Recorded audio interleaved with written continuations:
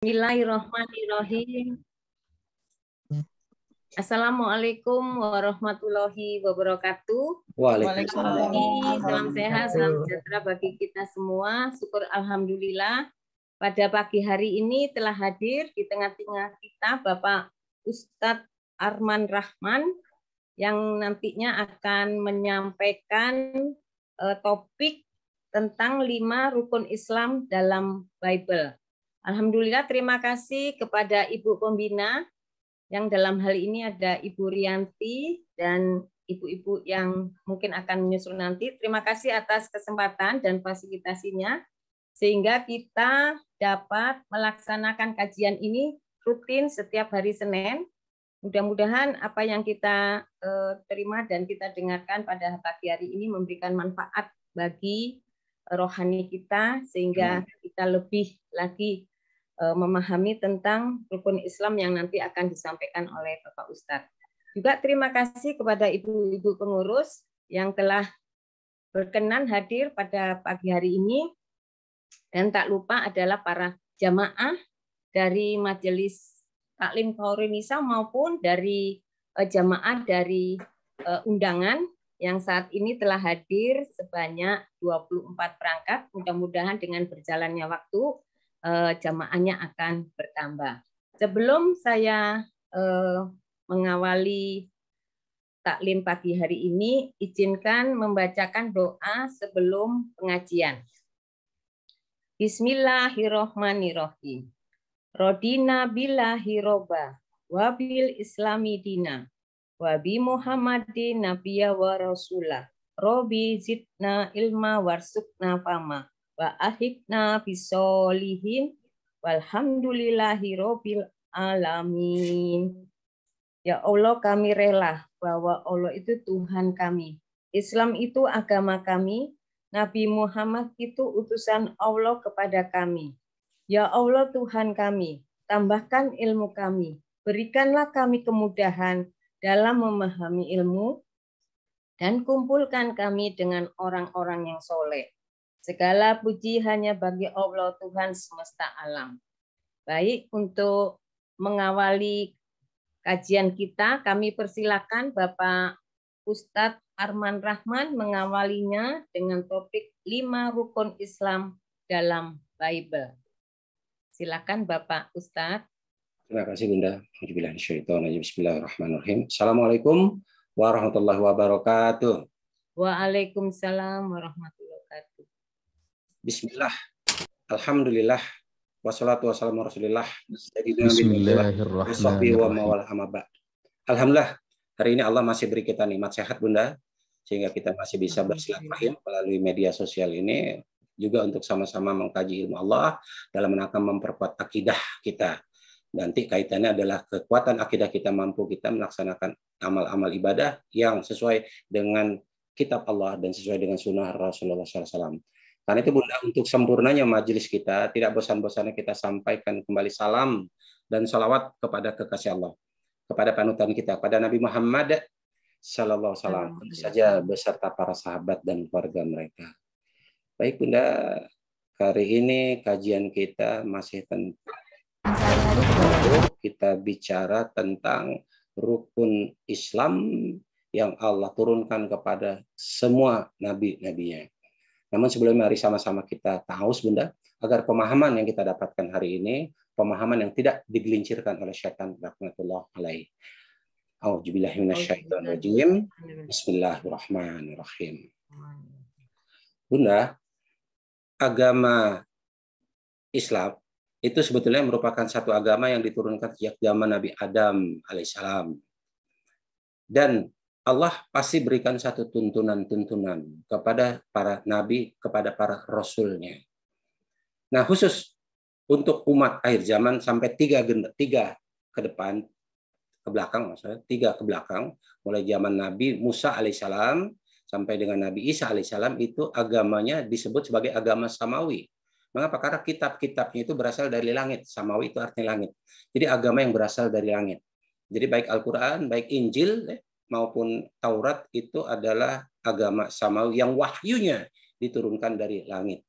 oleh Allah Subhanahu wa taala, baik melalui perantaran malaikat Jibril alaihissalam maupun langsung oleh Allah, ya. Karena kasus untuk Nabi Musa alaihissalam itu tidak melalui perantaran malaikat Jibril alaihissalam, tetapi melalui Allah langsung kepada Nabi Musa alaihissalam, dan kita tahu tempat pertemuannya itu adalah di Bukit Tursina atau di Gunung Tursina. Jadi Bunda, karena itu Rasulullah berpesan kepada kita bahwasanya aku meninggalkan di tengah-tengah kalian dua pegangan yang tidak akan pernah sesat setelahnya, yaitu kitab Allah dan sunnahku. Artinya Al-Quran dan sunnah Rasulullah.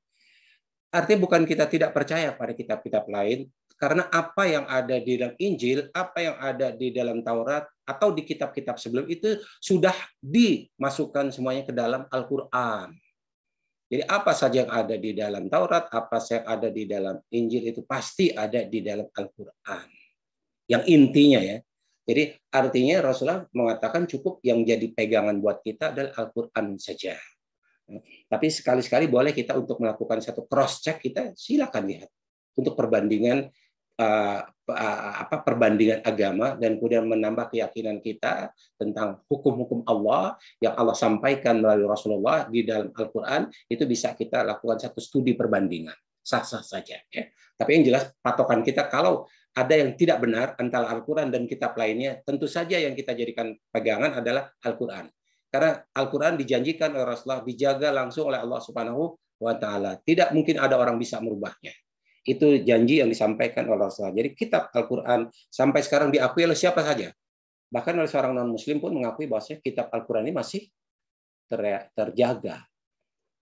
Karena itu Bunda, hari ini kita akan membahas tentang seri akidah 5 rukun Islam di dalam Bible. Saya buat analog dulu Bunda. Analognya begini.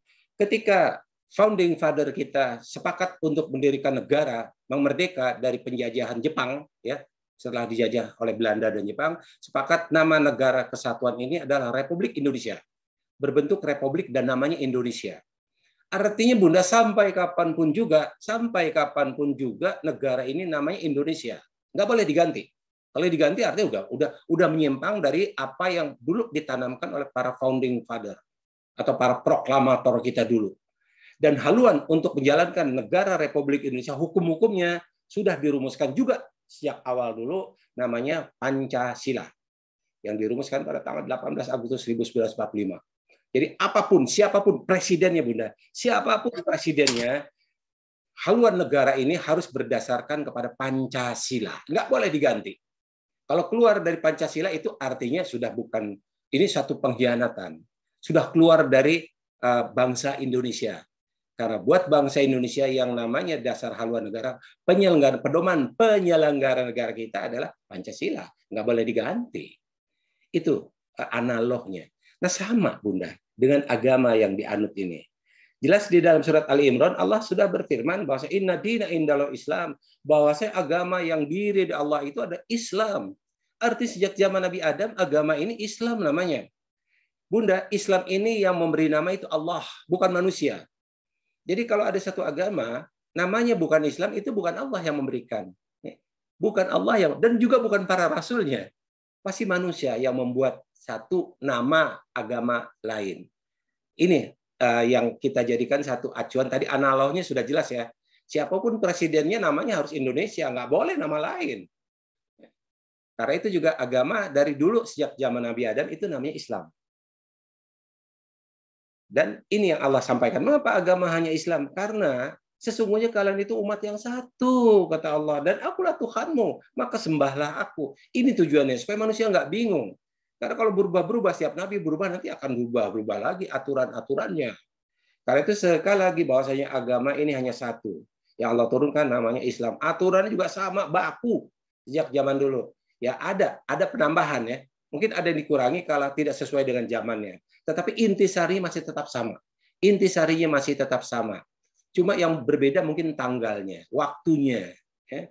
Seperti puasa misalnya, itu berbeda waktu antara saumnya orang-orang nabi-nabi terdahulu dengan saumnya umat akhir zaman. Begitu juga sholatnya. Sholat nabi-nabi zaman dulu dengan sholat zaman sekarang itu berbeda waktunya. Kita ini 5 waktu. Itu yang disampaikan oleh Rasulullah SAW. Dan kemudian firman Allah di dalam Al-Quran. Mengapa agama ini hanya satu, yaitu Islam? Karena yang memberi nama Islam ini adalah Allah. Inna dina indallah. Itu untuk menjaga jangan sampai orang menyembah Tuhan selain Allah. Allah turunkan tidak kurang dari 124.000 nabi. Nabi ini ruang lingkupnya terbatas ya. Jadi hanya untuk satu daerah tertentu atau hanya untuk satu kaum tertentu. Sedangkan Rasul ini adalah untuk seluruh zaman, untuk seluruh bumi pada masanya. 124.000 nabi dan 313 rasul. Hanya yang tertulis namanya di dalam Al-Quran itu 25. Karena itu dikenal 25 nabi dan rasul. Tetapi jumlahnya banyak. Tujuannya cuma satu, ya, agar orang menyembah Allah, agar orang menjalani kehidupan berdasarkan rukun Islam yang ditetapkan oleh Allah Subhanahu wa Ta'ala pada setiap zamannya, pada setiap nabi atau rasulnya. Contoh Nabi Ibrahim itu Islam juga. Dalam surat Ali Imran, ya, dalam surat Ali Imran ayat 67 disampaikan Ibrahim bukanlah seorang Yahudi dan bukan pula seorang Nasrani, tetapi dia adalah seorang yang lurus, Muslim, dan tidak termasuk orang-orang yang musyrik. Karena itu kita tahu doa salatnya yang diajarkan sejak zaman Nabi Ibrahim, inna sholati wa nusuki wa mahyaya wa mamati lillahi rabbil alamin la syarikalah wa bidzalika umirtu wa ana minal muslimin.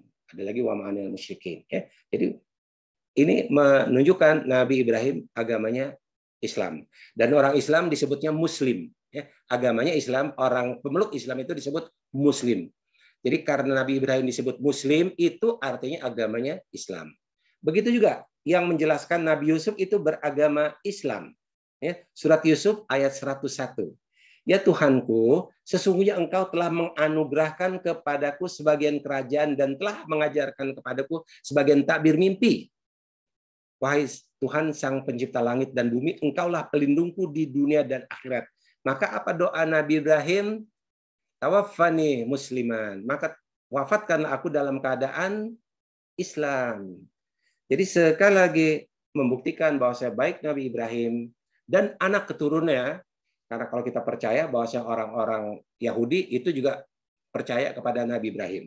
Mereka merupakan turunan dari Nabi Ibrahim alaihissalam.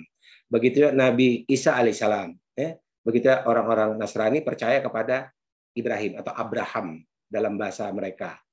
Nah, kalau Nabi Ibrahim itu Muslim, harusnya anak keturunannya itu seluruhnya harusnya beragama Islam. Karena itu ini doa. Salah satu keturunan Nabi Ibrahim alaihissalam yaitu Nabi Yusuf alaihissalam, putra daripada Nabi Yakub, itu juga doanya itu tawaffani musliman, wafatkanlah aku dalam keadaan muslim.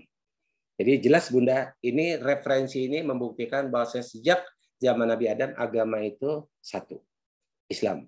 Dan artinya juga rukunnya ya, sama seperti analog tadi negara kesatuan Republik Indonesia. Pedoman untuk menyelenggarakan negara ini Pancasila, sama. Islam juga ada pedoman untuk melaksanakan syariat-syariat agama Islam, yaitu rukun Islam. Ya, ada 5 rukun Islam, arkan Islam, rukun Islam. Kita tahu yang pertama itu syahadat. Ini hadis Bukhari mengatakan Abdullah bin Umar bin Khattab radhiyallahu anhu mengatakan, aku mendengar Nabi sallallahu alaihi wasallam bersabda, Islam dibangun atas 5 hal. Yang pertama adalah kesaksian bahwa tidak ada ilah, tidak ada Tuhan maksudnya, tidak ada ilah selain Allah, dan bahwa Muhammad adalah Rasulullah. Kedua, mendirikan sholat. Ketiga, menunaikan zakat. Keempat, melaksanakan haji. Dan yang kelima adalah melaksanakan saum pada bulan Ramadan. Ini rukun Islam yang diwajibkan kepada umat Nabi Muhammad Sallallahu Alaihi Wasallam. Dan kita sepakat bahwa inilah merupakan salah satu rukun yang juga diwajibkan kepada nabi-nabi terdahulu. Karena itu Bunda, kita akan membahas tentang sekarang bagaimana rukun Islam pada kitab-kitab terdahulu. Saya berfokus sekarang hanya pada Bible saja. Di Taurat juga ada, tapi saya fokus kepada Bible saja. Jadi Bunda, yang pertama adalah syahadat. Syahadat itu merupakan salah satu syarat orang yang akan memeluk agama Islam, yang tadinya mungkin agamanya lain, ya, atau belum beragama sama sekali, ya. Maka kalau ingin menjadi seorang Muslim, maka dia harus bersyahadat dulu. Syahadatnya ini Bunda. Kita tahu syahadat di zaman kita sekarang bagi kita umat Nabi Muhammad SAW, syahadatnya asyhadu an la ilaha illallah wa asyhadu anna Muhammad Rasulullah. Aku bersaksi bahwa tidak ada ilah selain Allah dan bahwa Muhammad adalah utusan Allah. Ini syahadatnya. Bunda, artinya syahadat untuk nabi-nabi terdahulu, untuk umat nabi-nabi terdahulu juga sama bunyinya, sama redaksinya. Yang berbeda itu hanya nama nabinya saja. Misalnya di zaman Nabi Isa alaihissalam misalnya syahadatnya asyhadu alla ilaha illallah wa Isa bin Maryam Rasulullah. Karena itu di dalam salah satu hadis riwayat ada orang Majusi yang bersyahadat kepada Nabi Ibrahim alaihissalam. Apa syahadatnya? Kalau gitu aku bersaksi aku akan memeluk agama Islam. Syahadatnya apa? Asyhadu alla ilaha wa anta Rasulullah. Anta itu maksud kamu Rasulullah. Kamu di sini maksudnya Ibrahim. Jadi semua syahadat itu sama redaksinya Bunda. Ya. Cuma berbeda yang disebut adalah nama nabinya saja. Jadi umat Nabi Musa ya syahadatnya pasti sama. Asyhadu alla ilaha illallah wa asyhadu anna Musa Rasul Allah. Seperti asyhadu an la ilaha illallah wa asyhadu anna Muhammadan Rasulullah. Allahu akbar. Allahu akbar. Allahu akbar. Allahu akbar. Wa asyhadu, ya, itu benar bahasanya itu syahadat. Sekarang kita lihat syahadat ya. Sekarang kita lihat syahadat di dalam Bible. Di dalam Bible Bunda, ini di dalam Injil Markus ya 12 ayat 29 terjemahannya kurang lebih ya, hukum yang paling utama ada dengar wahai Bani Israel, Tuhan Allah kita adalah satu-satunya Tuhan. Ya, dengar wahai Bani Israel. Bunda, kalau kita melihat ini bahwasanya Nabi Isa itu adalah diutus hanya untuk Bani Israel. Karena ada di dalam Injil lain, di dalam Bible lain dikatakan ketika beliau menyuruh 12 muridnya untuk berdakwah, untuk menyampaikan kalimat tauhid, hanya menyembah Allah, dia mengatakan kepada murid-muridnya yang 12 tadi, kalau kalian berdakwah, menyampaikan tentang tauhid, menyampaikan bahwa Tuhan tidak ada Tuhan selain Allah, dakwahkan ini kepada Bani Israel. Kalau kalian bertemu dengan orang Samaritan, Samaritan artinya bukan orang Israel. Orang Israel tapi tidak murni ya. Mungkin orang Israel tapi sudah nikah dengan orang lain sehingga tidak murni, orang Samaritan namanya. Nah, kalau kalian ketemu orang Samaritan jangan kalian berdakwah pada mereka. Artinya apa? Nabi Isa ini diperintahkan Allah hanya untuk Bani Israel saja, ya. Bani Israel, bukan kepada umat-umat terdahulu. Nah, kepada orang yang tinggalnya sama saja di daerah Kanaan namanya waktu itu Bunda, di daerah Kanaan ada orang Samaritan itu nggak boleh kok disampaikan. Nah, akhirnya kenapa sekarang jadi enggak itu wallah alam ya. Mungkin setelah tahun 325 ya, sejak diambil alih oleh Romawi. Tapi yang jelas bahwasanya ini Tuhan Allah kita adalah satu-satunya Tuhan. Kemudian ini Injil Yohanes 17 ayat 3. Inilah hidup yang kekal itu, yaitu bahwa mereka mengenal dia ini Allah maksudnya, dia sebagai satu-satunya Allah yang benar dan mengenal Yesus Kristus yang telah engkau utus. Jadi kalau kita perbandingkan Bunda redaksinya ya, redaksi dengan ini kan sama saja ya. Sama dengan apa yang disampaikan oleh Rasulullah kepada kita, aku bersaksi tidak ada Tuhan selain Allah dan Muhammad itu utusan Allah. Bandingkan dengan Yohanes. Mereka mengenal dia sebagai satu-satunya Allah yang benar ya, dan mengenal Yesus Kristus yang telah engkau utus. Jadi sekali lagi di sini menjelaskan Yesus Kristus itu adalah utusan dari Allah. Allah yang benar artinya. Jadi Bunda sekali lagi ini syahadat. Nah, orang yang sudah bersyahadat ternyata sebelum melaksanakan ibadah-ibadah amalia seperti sholat, saum, dan lain sebagainya disebut mu'alaf, itu ada persyaratan lagi Bunda. Ya, ada persyaratan apa? Dikatakan dalam hadis Usaim bin Kulaib dari ayahnya, dari kakeknya, bahwa dia datang menemui Rasulullah SAW dan berkata, aku telah masuk Islam. Artinya sudah masuk mu'alaf, jadi seorang muslim. Apa yang disampaikan oleh Rasulullah? Rasulullah mengatakan, buanglah darimu rambut kekufuran dan berkhitanlah. Jadi Rasulullah mengajarkan untuk membuang, artinya nyukur rambut. Jadi cukur rambut, cukuran tidak hanya pada bayi yang baru lahir, Bunda. Ada istilah cukur, Nah, ternyata juga bagi orang yang baru memeluk agama Islam atau mualaf itu salah satu kewajiban tidak hanya berkhitan tetapi juga mencukur rambut. Ini yang disampaikan oleh Rasulullah. Rambut kekufuran, artinya rambut yang masih mengandung hal-hal yang sifatnya haram dalam hukum Islam. Nanti akan kita bahas ya, apa itu yang disebut rambut kekufuran. Tapi yang jelas khitan ini satu kewajiban. Ya, artinya ini juga diwajibkan kepada nabi-nabi terdahulu, termasuk umatnya. Nggak ada orang nggak merasa.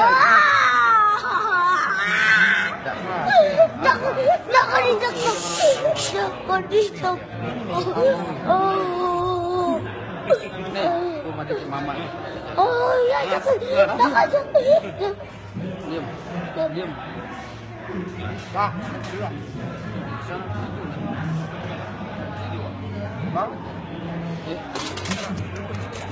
Pak, ini ya, pingsan Pak.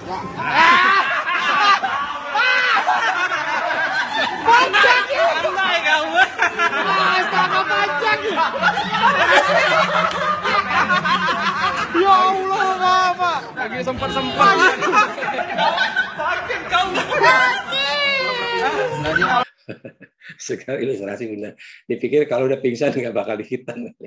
Ya, ini ilustrasi saja. Nah Bunda, ini dalam Injil Lukas 2 ayat 21, ketika sudah genap 8 hari dan ia harus disunatkan, ia diberi nama Yesus.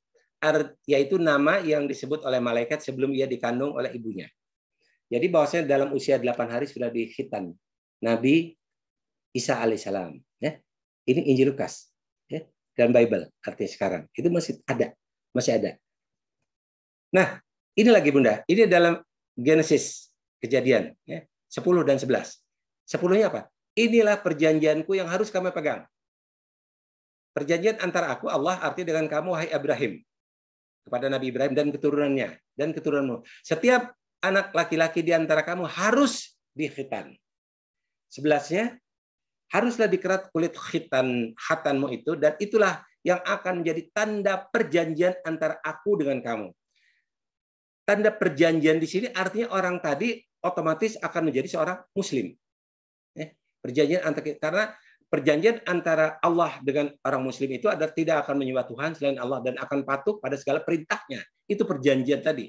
Perjanjian di dalam rukun Islam, ya, sebagai tanda perjanjian antara aku Allah dengan kamu, ya, Nabi Ibrahim maksudnya, dan seluruh keturunanmu.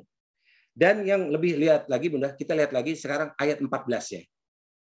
Ayat 14, dan orang yang tidak disunat, yakni laki-laki yang tidak dikerat kulit khatannya, maka orang itu harus dilenyapkan dari antara orang-orang sebangsanya, karena ia telah mengingkari perjanjian denganku. That soul shall be cut off from his people. Nah, cut off. Apa arti cut off itu?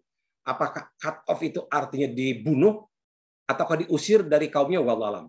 Tapi yang jelas diterjemahkan harus dilenyapkan dari antara orang-orang sebangsanya. Artinya sudah tidak dianggap lagi orang dari bagian kelompoknya, atau sudah tidak anggap lagi sebagai orang Muslim karena tidak mau khitan. Nah ini Bunda, ini amat sangat berat loh. Amat sangat keras sanksinya di dalam Injil Kejadian 17 ayat 14. Jadi yang tidak mau dihitan itu harus dilenyapkan, cut off from his people. Ya. Apa penerjemahan cut off? Wallahu alam ya. Tapi yang jelas inilah salah satu ada di dalam Bible sekarang tentang perlunya dihitan setelah mengucapkan syahadat. Dan sekarang lihat Bunda, rambut kekufuran. Kita lihat dulu Bunda. Ternyata makanan apa saja yang masuk ke dalam tubuh kita itu, zat-zat makanan yang ada di dalam tubuh kita itu nanti akan dirubah jadi sel-sel darah merah. Dan sel-sel darah merah nanti akan masuk ke dalam seluruh tubuh kita. Dari mulai ujung kaki sampai ke ujung rambut. Makanan-makanan tadi. Isi makanan itu ada magnesium, ada natrium, dan lain sebagainya. Zat apa saja, termasuk zat lemak dan lain sebagainya, itu ada di dalam tubuh kita. Ya, dari mulai ujung rambut sampai ujung kaki. Ya. Sekarang Bunda, salah satu makanan tadi dikirimkan ke ujung rambut kita, ke kepala kita. Dan makanan yang dikirim ke kepala kita Bunda nanti akan terekam di dalam ujung rambut, akar rambut. Jadi makanan apa saja nanti ya yang dimakan oleh setiap orang itu akan masuk ke dalam akar rambut. At the very bottom, that bulbous area and the shaft. See if we can get one more out for you. Ini akar rambut ditarik Bunda. Nah itu ada makanan itu pasti akan nanti masuk ke dalam akar rambut tadi. Makanan apa saja? Apa saja. Tidak ada yang tidak direkam oleh akar rambut kita. Ya. Bunda, cuma yang jadi masalah adalah akar rambut kita ini akan tumbuh ke atas, akan tumbuh panjang. Kita tahu rambut kita akan panjang. Dan ternyata usia rambut itu Bunda ada panjangnya rambut itu, tumbuhnya rambut itu konstan. Dia dalam waktu 1 bulan itu hanya setengah inci saja. Dan dalam 2 bulan baru 1 inci, artinya 2,5 senti. Artinya orang yang rambutnya dalam waktu 1 tahun tidak dipotong, itu panjangnya hanya sekitar 15 cm. Nggak kurang, nggak lebih. Nah, inilah ketetapan Allah. Sama seperti kuku kita, Bunda. Kuku kita itu panjangnya stabil, ya. Kita gunting lagi, itu tumbuhnya stabil. Jadi kalau ada yang mengatakan obat untuk menyuburkan rambut agar rambut tumbuh lebih cepat, enggak, salah itu. Nggak benar itu. Karena pada hakikatnya rambut kita tumbuhnya konstan. Ya. Jadi makanan-makanan yang tadinya terserap di dalam akar rambut dan kemudian akar rambut tadi akan tumbuh keluar, Bunda, seperti ini, ya. Ini yang hitam-hitam ini, maaf. Yang hitam-hitam ini akar rambut, Bunda. Kita lihat sebelah kanan. Itu di situ tertera atau terekam makanan apa saja yang pernah dimakan oleh seseorang.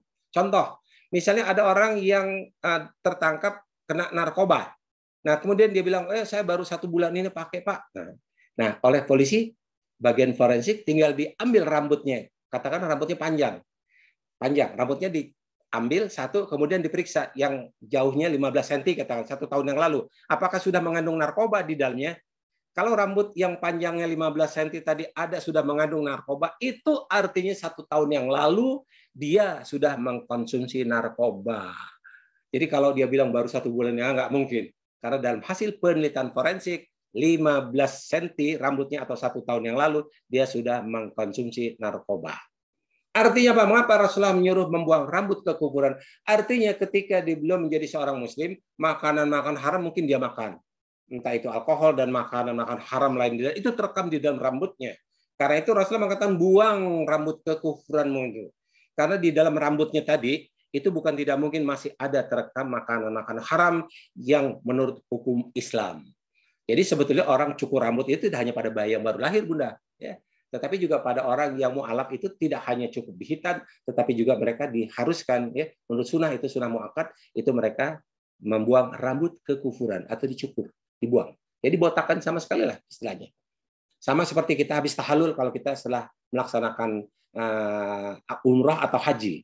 Ya mungkin waktu sebelum kita umrah, sebelum kita haji ada makanan-makanan yang kita makan, makanan tadi ada makanan haram. Nah, kita cukur, kita tahallul. Karena itu saya memang selalu menyarankan kalau kita tahallul sebaiknya dibotak aja deh.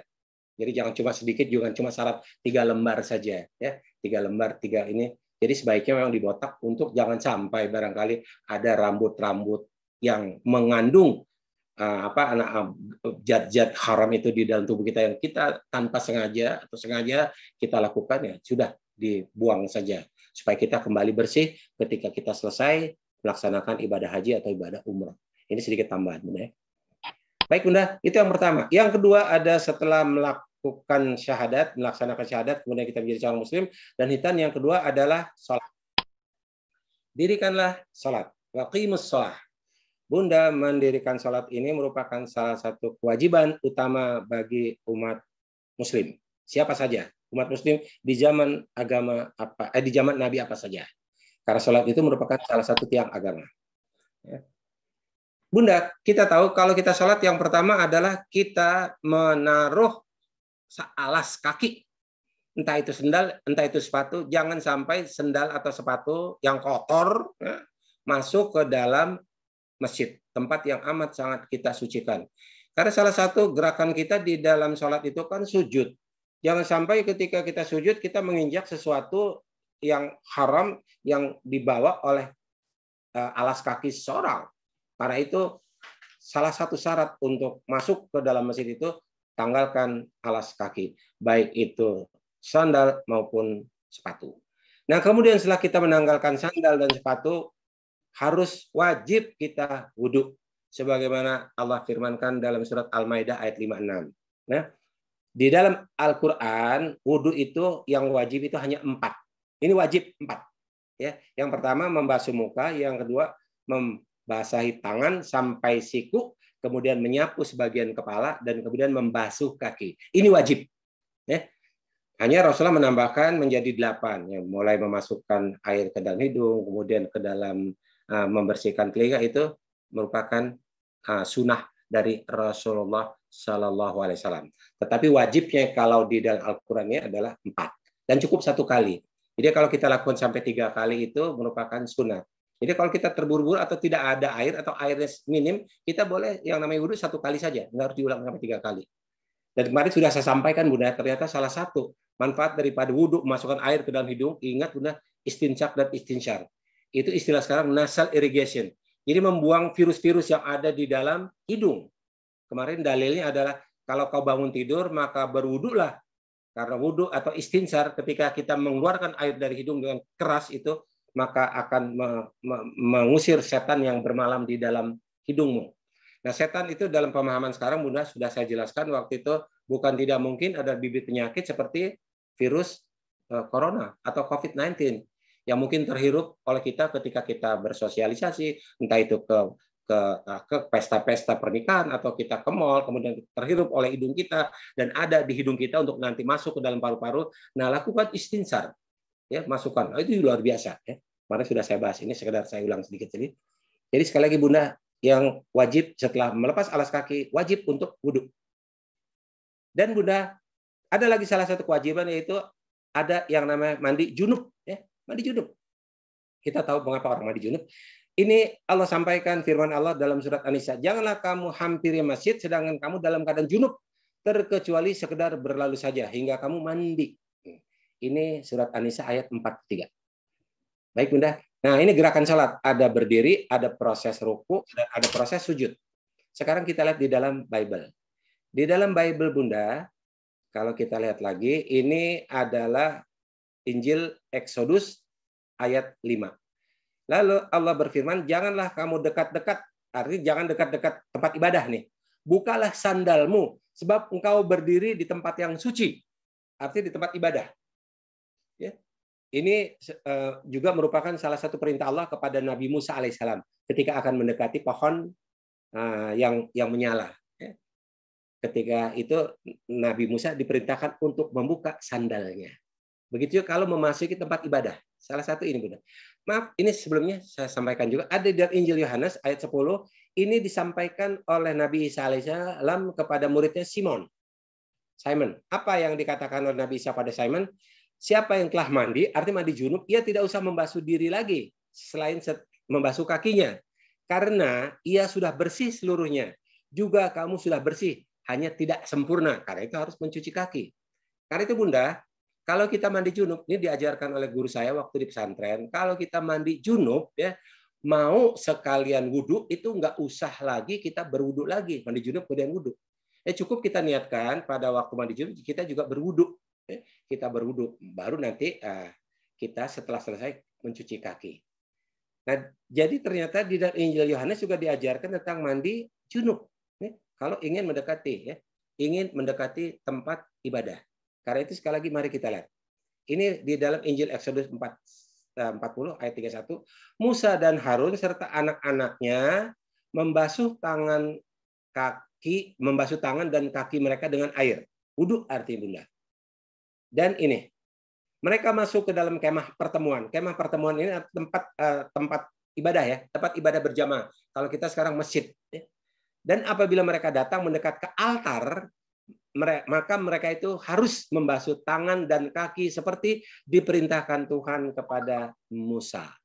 Jadi jelas bahwa proses wudhu itu juga harus dilakukan bagi orang-orang pengikut Nabi Isa alaihissalam maupun kepada pengikut Nabi Musa alaihissalam. Ya, ada kewajiban untuk berwudhu ketika mereka masuk ke dalam rumah ibadah. Dan kemudian bila kalian berdiri untuk berdoa, tetapi hatimu tidak senang terhadap seseorang, ampunilah dulu orang itu, supaya Bapakmu di surga juga mengampuni dosa-dosamu. Ya. Stand praying, Bunda. Stand praying itu diterjemahkan kalau kalian berdiri untuk berdoa. Tapi sebetulnya dalam pemahaman Islam, stand praying itu orang sholat itu disebut juga stand praying. Ya. Jadi artinya kalau diterjemahkan dalam bahasa Islam, bila kalian berdiri untuk sholat, tetapi hatimu tidak senang terhadap seseorang, ampunilah dulu orang itu supaya Bapakmu di surga juga mengampuni dosa-dosamu.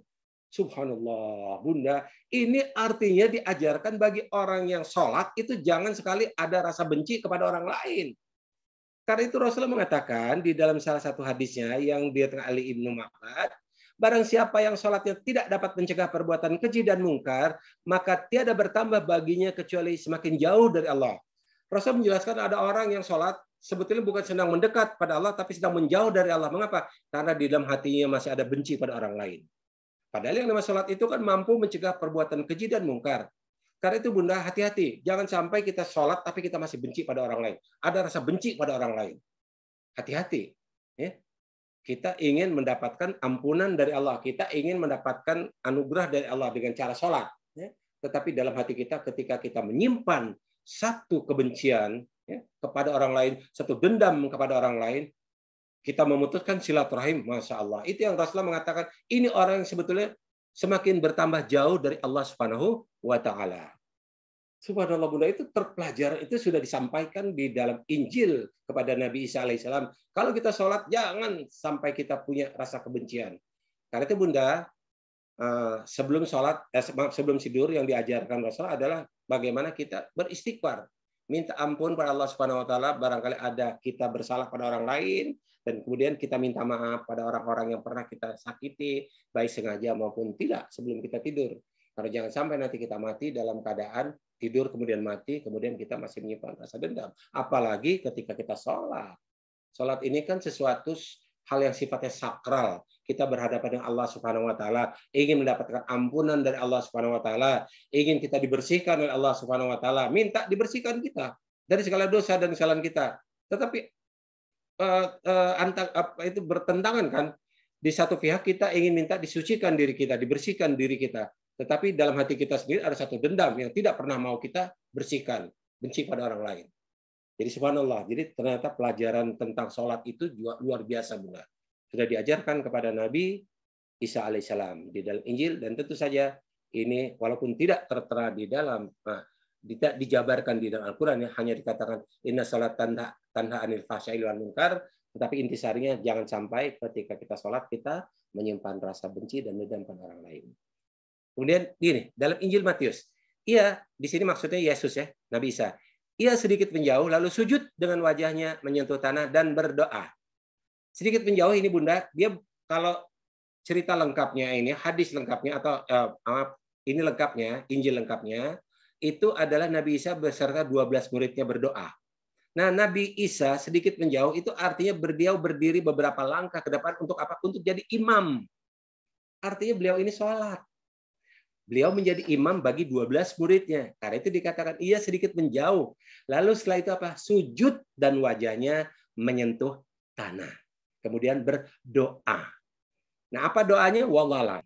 Tapi bagi kita umat Islam, doanya ketika kita sujud, apa doanya Bunda? Subhana rabbiyal a'la wa bihamdi. Bahkan diulang sampai 3 kali. Ya. Jadi inilah bahwa saya ternyata di dalam Injil Matius juga diajarkan tentang sholat kepada Nabi Isa alaihissalam dan ke-12 muridnya. Dan mari kita lihat lagi di dalam Mazmur. Di dalam Mazmur, ini disampaikan oleh Nabi Daud alaihissalam. Ini Nabi Daud, Bunda. Aku hendak sujud ke arah bait-Mu. Ini Nabi Daud, ke arah bait-Mu. Di mana bait-Mu itu? Apakah bait-Mu itu artinya itu adalah Baitullah wallahualam ya. Tapi yang jelas ini yang disampaikan oleh Nabi Daud alaihissalam ketika beliau mengalahkan Goliat ya. Kudus memuji namamu ya. Rumahmu atau bait-Mu yang kudus untuk memuji namamu. Ya, kita tahu ya bahwasanya bagi kita kiblat kita rumah Allah itu adalah Baitullah. Oleh karena setiamu, sebab kau buat namamu dan janjimu melebihi segala sesuatu. Jadi jelas ada kiblatnya. Ya, kiblatnya itu ke arah Baitullah, ke arah rumah Allah. Ya, di dalam Mazmur 138 ayat 1. Jadi tidak sembarangan sholat itu menghadap ke arah rumah Allah atau Baitullah. Ini dilakukan oleh Nabi Daud alaihissalam. Kita tahu Bunda bahwa Baitullah itu sudah dibangun sejak zaman Nabi Adam alaihissalam. Artinya di zaman Nabi Daud juga sudah ada Baitullah itu. Mari kita lihat lagi berikutnya, Bunda.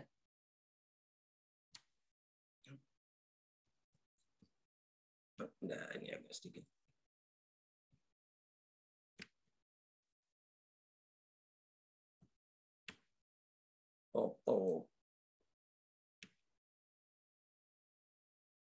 Sekarang kita lihat Bunda tahapan-tahapan dari sholat. Ya. Yang pertama membuka alas kaki itu ada di dalam Exodus 3 ayat 5. Kemudian setelah itu wudhu itu ada di dalam Exodus 31 dan 32. Kemudian tentang mandi junub itu ada di dalam Injil John ayat 13. Ayat 13 ayat 10. Kemudian berdiri tahapannya itu ada di dalam Markus 25. Dan kemudian sujud itu ada di dalam Injil Matius 26 ayat 39. Jadi ini tahapan-tahapan orang mulai dari membuka alas kaki sampai dengan sholat, mendirikan sholat, stand praying. Nah, Bunda, ini kita lihat ini di dalam Al-Quran sekarang, dalam surat Ali Imran ayat 43. Hai Maryam, taatlah kepada Tuhanmu. Sujud dan rukulah bersama orang-orang yang ruku. Jadi di sini perintah Allah apa? Sujud dulu, Bunda. Baru ruku. Nah, artinya bukan tidak mungkin. Nah, kita tahu Siti Maryam ini adalah ibu daripada Nabi Isa alaihissalam. Dan juga beliau merupakan ini daripada nabi-nabi terdahulu. Ya. Nah, bukan tidak mungkin. Artinya bahwasanya ini sudah ada perintah sholat. Dan gerakan sholat itu sama. Ada proses berdiri, ada proses ruku bagi kita, dan ada proses sujud. Tetapi kalau kita perhatikan, Bunda, kalau kita perhatikan surat Ali Imran, sujud dulu loh, Bunda. Baru kemudian ruku bersama orang-orang yang ruku. Apakah artinya orang zaman dulu sholatnya sujud dulu, baru ruku? Berbeda dengan kita. Kita lihat sekarang sholatnya orang Yahudi Ortodok. Perhatikan, Bunda. Ini Yahudi Ortodok. Mereka berdiri baca. Nah, lihat, Bunda. Mereka langsung sujud. Wasjudi warka'u ma'ar-raki'in. Mereka sujud, ya, sujud 2 kali. Sujud 2 kali sama persis seperti kita. Kemudian berdiri. Kemudian apa, Bunda? Lihat. Akhirnya lihat ruku. Jadi prosesnya adalah 2 kali sujud dan kemudian ruku. Nah, sekarang kita lihat dia Nasrani Ortodok. Mereka juga ada sholat, Bunda. Kita perhatikan. Hari ini kami akan mempraktekkan sembahyang pagi dari kitab Nabi Daniel bersama saya Anom dan Eko. Sembahyang pagi, artinya ini sholat duha barangkali, Bunda. Perhatikan, ternyata wudhu dulu, Bunda. Wudhu dulu, Bunda. Aku membasuh tanganku tanda tak bersalah, lalu berjalan mengelilingi mezbah-Mu, ya Tuhan. Ya, sambil duduk sambil berdoa. Ketika membersihkan tangan, doa sebelum memadamkan nyanyian syukur dan menceritakan perbuatan-Mu yang ajaib. Ya Tuhan, aku cinta pada rumah kediaman-Mu, supaya tempat kemuliaan-Mu bersemayam. Janganlah mencabut nyawaku bersama-sama orang berdosa, atau hidupku bersama-sama dengan orang penumpang darah, yang pada tangannya melekat perbuatan mesum, dan tangan kanannya menerima suapan. Tetapi aku ini dalam ketulusan bebaskanlah aku dan kasihanlah aku. Kakiku berdiri di tanah yang rata, aku memuji-Mu ya Tuhan dalam mereka berdoa. Dan kemudian kami akan sholat. Mempraktekkan sembahyang pagi dari kitab Nabi Daniel bersama saya Anom dan Eko. Oke.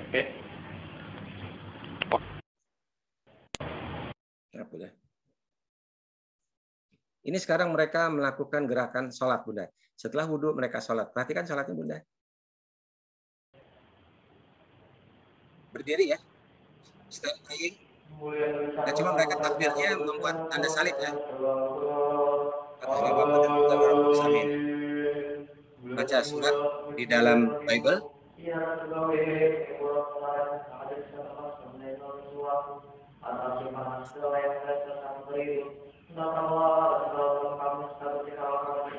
Setelah selesai membaca surat, barangkali ya, bagian mereka bertakbir ya, dengan membuatnya. Mereka ruku. Ruku lagi. Ruku lagi. Bunda, ini cukup panjang ya, 8 menit. Tapi ternyata dalam 8 menit ini mereka hanya berdiri ruku, tidak ada gerakan sujud. Tidak ada gerakan sujud. Ya. Beda dengan Yahudi Ortodok tadi ada gerakan sujud sebagai perintah Allah kepada Siti Maryam, wasjudi warka'i. Jadi sekali kalau kita lihat Bunda, hanya ada proses. Kenapa tidak ada? Padahal di dalam Injil Matius dikatakan Yesus itu sujud dengan wajahnya menyentuh tanah dan berdoa. Tetapi itu sudah tidak ada. Ya, hanya ada berdiri dan ruku saja. Atau sekarang kalau di ini diganti dengan berlutut, Bunda ya. Berdiri dan berlutut mereka. Ya. Setelah mereka duduk, ya, kemudian mereka berlutut, kemudian duduk lagi. Atau berdiri. Ya. Tidak ada proses sujud. Ada jelas bahwasanya di dalam Injil Matius 3:9 ya, Yesus sujud dengan wajahnya menyentuh tanah dan berdoa. Dan ini juga yang kita lakukan. Dan doanya jelas buat kita umat Islam, Subhana Rabbiyal A'la. Di sini kita merendahkan diri serendah-rendahnya di hadapan Allah. Dan doanya apa? Maha suci Engkau ya Allah dan maha tinggi. Artinya di sini kita benar-benar merendahkan diri kita di hadapan Allah Subhanahu wa taala, dan hanya Allah lah makhluk yang paling tinggi yang berhak untuk kita bersujud. Kepada manusia kita tidak boleh bersujud. Ya. Kita hanya berhak sujud kepada Allah Subhanahu wa taala. Diwajibkan bahkan untuk sujud kepada Allah Subhanahu wa taala. Karena jelas doanya Subhana Rabbiyal A'la wa bihamdi. Maha suci Engkau ya Allah dan maha tinggi. Ya, jelas bahwa sujud ini merupakan satu hal yang amat sangat pokok. Karena itu mengapa kepada Siti Maryam ya, dan juga dilakukan oleh Yahudi Ortodok tadi, mereka sujud dulu, baru kemudian ruku. Ya. Karena sujud ini merupakan satu kewajiban. Sebagai tanda kita merendahkan diri kita di hadapan Allah Subhanahu wa taala. Sebagai makhluk yang sering kali atau banyak berbuat kesalahan. Nah, sekarang kenapa tidak ada proses sujud, Bunda? Kita tahu yang tidak mau sujud itu dulu, kalau kita mengacu pada surat Al-Baqarah, apa itu? Iblis. Ya. Ketika diperintahkan sujud kepada para malaikat, kepada Adam, apa yang dilakukan? Semua sujud kecuali iblis. Wastakbar wa kana minal kafirin. Kenapa iblis tidak mau sujud? Karena ia termasuk makhluk yang sombong, takabur. Karena itu ia digolongkan sebagai orang-orang yang kafir oleh Allah Subhanahu wa taala. Nah, apakah ini ya? Apa kaitannya orang yang tidak mau sujud tadi adalah wallahu mudah. Silakan kita ambil satu kesimpulan. Bahwasanya iblis tidak mau sujud ya, diperintahkan Allah, padahal itu perintah Allah. Tidak mau sujud karena apa? Karena rasa wastakbar tadi, karena rasa sombongnya tadi. Karena itu disebut Allah di dalam surat Al-Baqarah sebagai orang-orang yang kafir. Wa kana minal kafirin. Itu yang kedua. Yang ketiga, Bunda, adalah kewajiban zakat. Jelas kita kewajiban zakat ini 2,5%, Bunda ya. Di dalam Bible juga ada, cuma lebih besar. Bukan 2,5%, tetapi 10%. Ini di dalam Injil Imamat ya. Mengenai segala persembahan persepuluhan. Ya, 10% artinya. Dari lembu atau sapi atau kambing domba, maka dari segala yang lewat dari bawah tongkat gembala, waktu dihitung, setiap yang ke-10 harus menjadi persembahan kudus bagi Tuhan.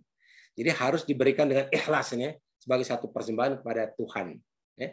Artinya dari 10 yang mereka punya, yang ke-10 itu harus mereka berikan. Ya.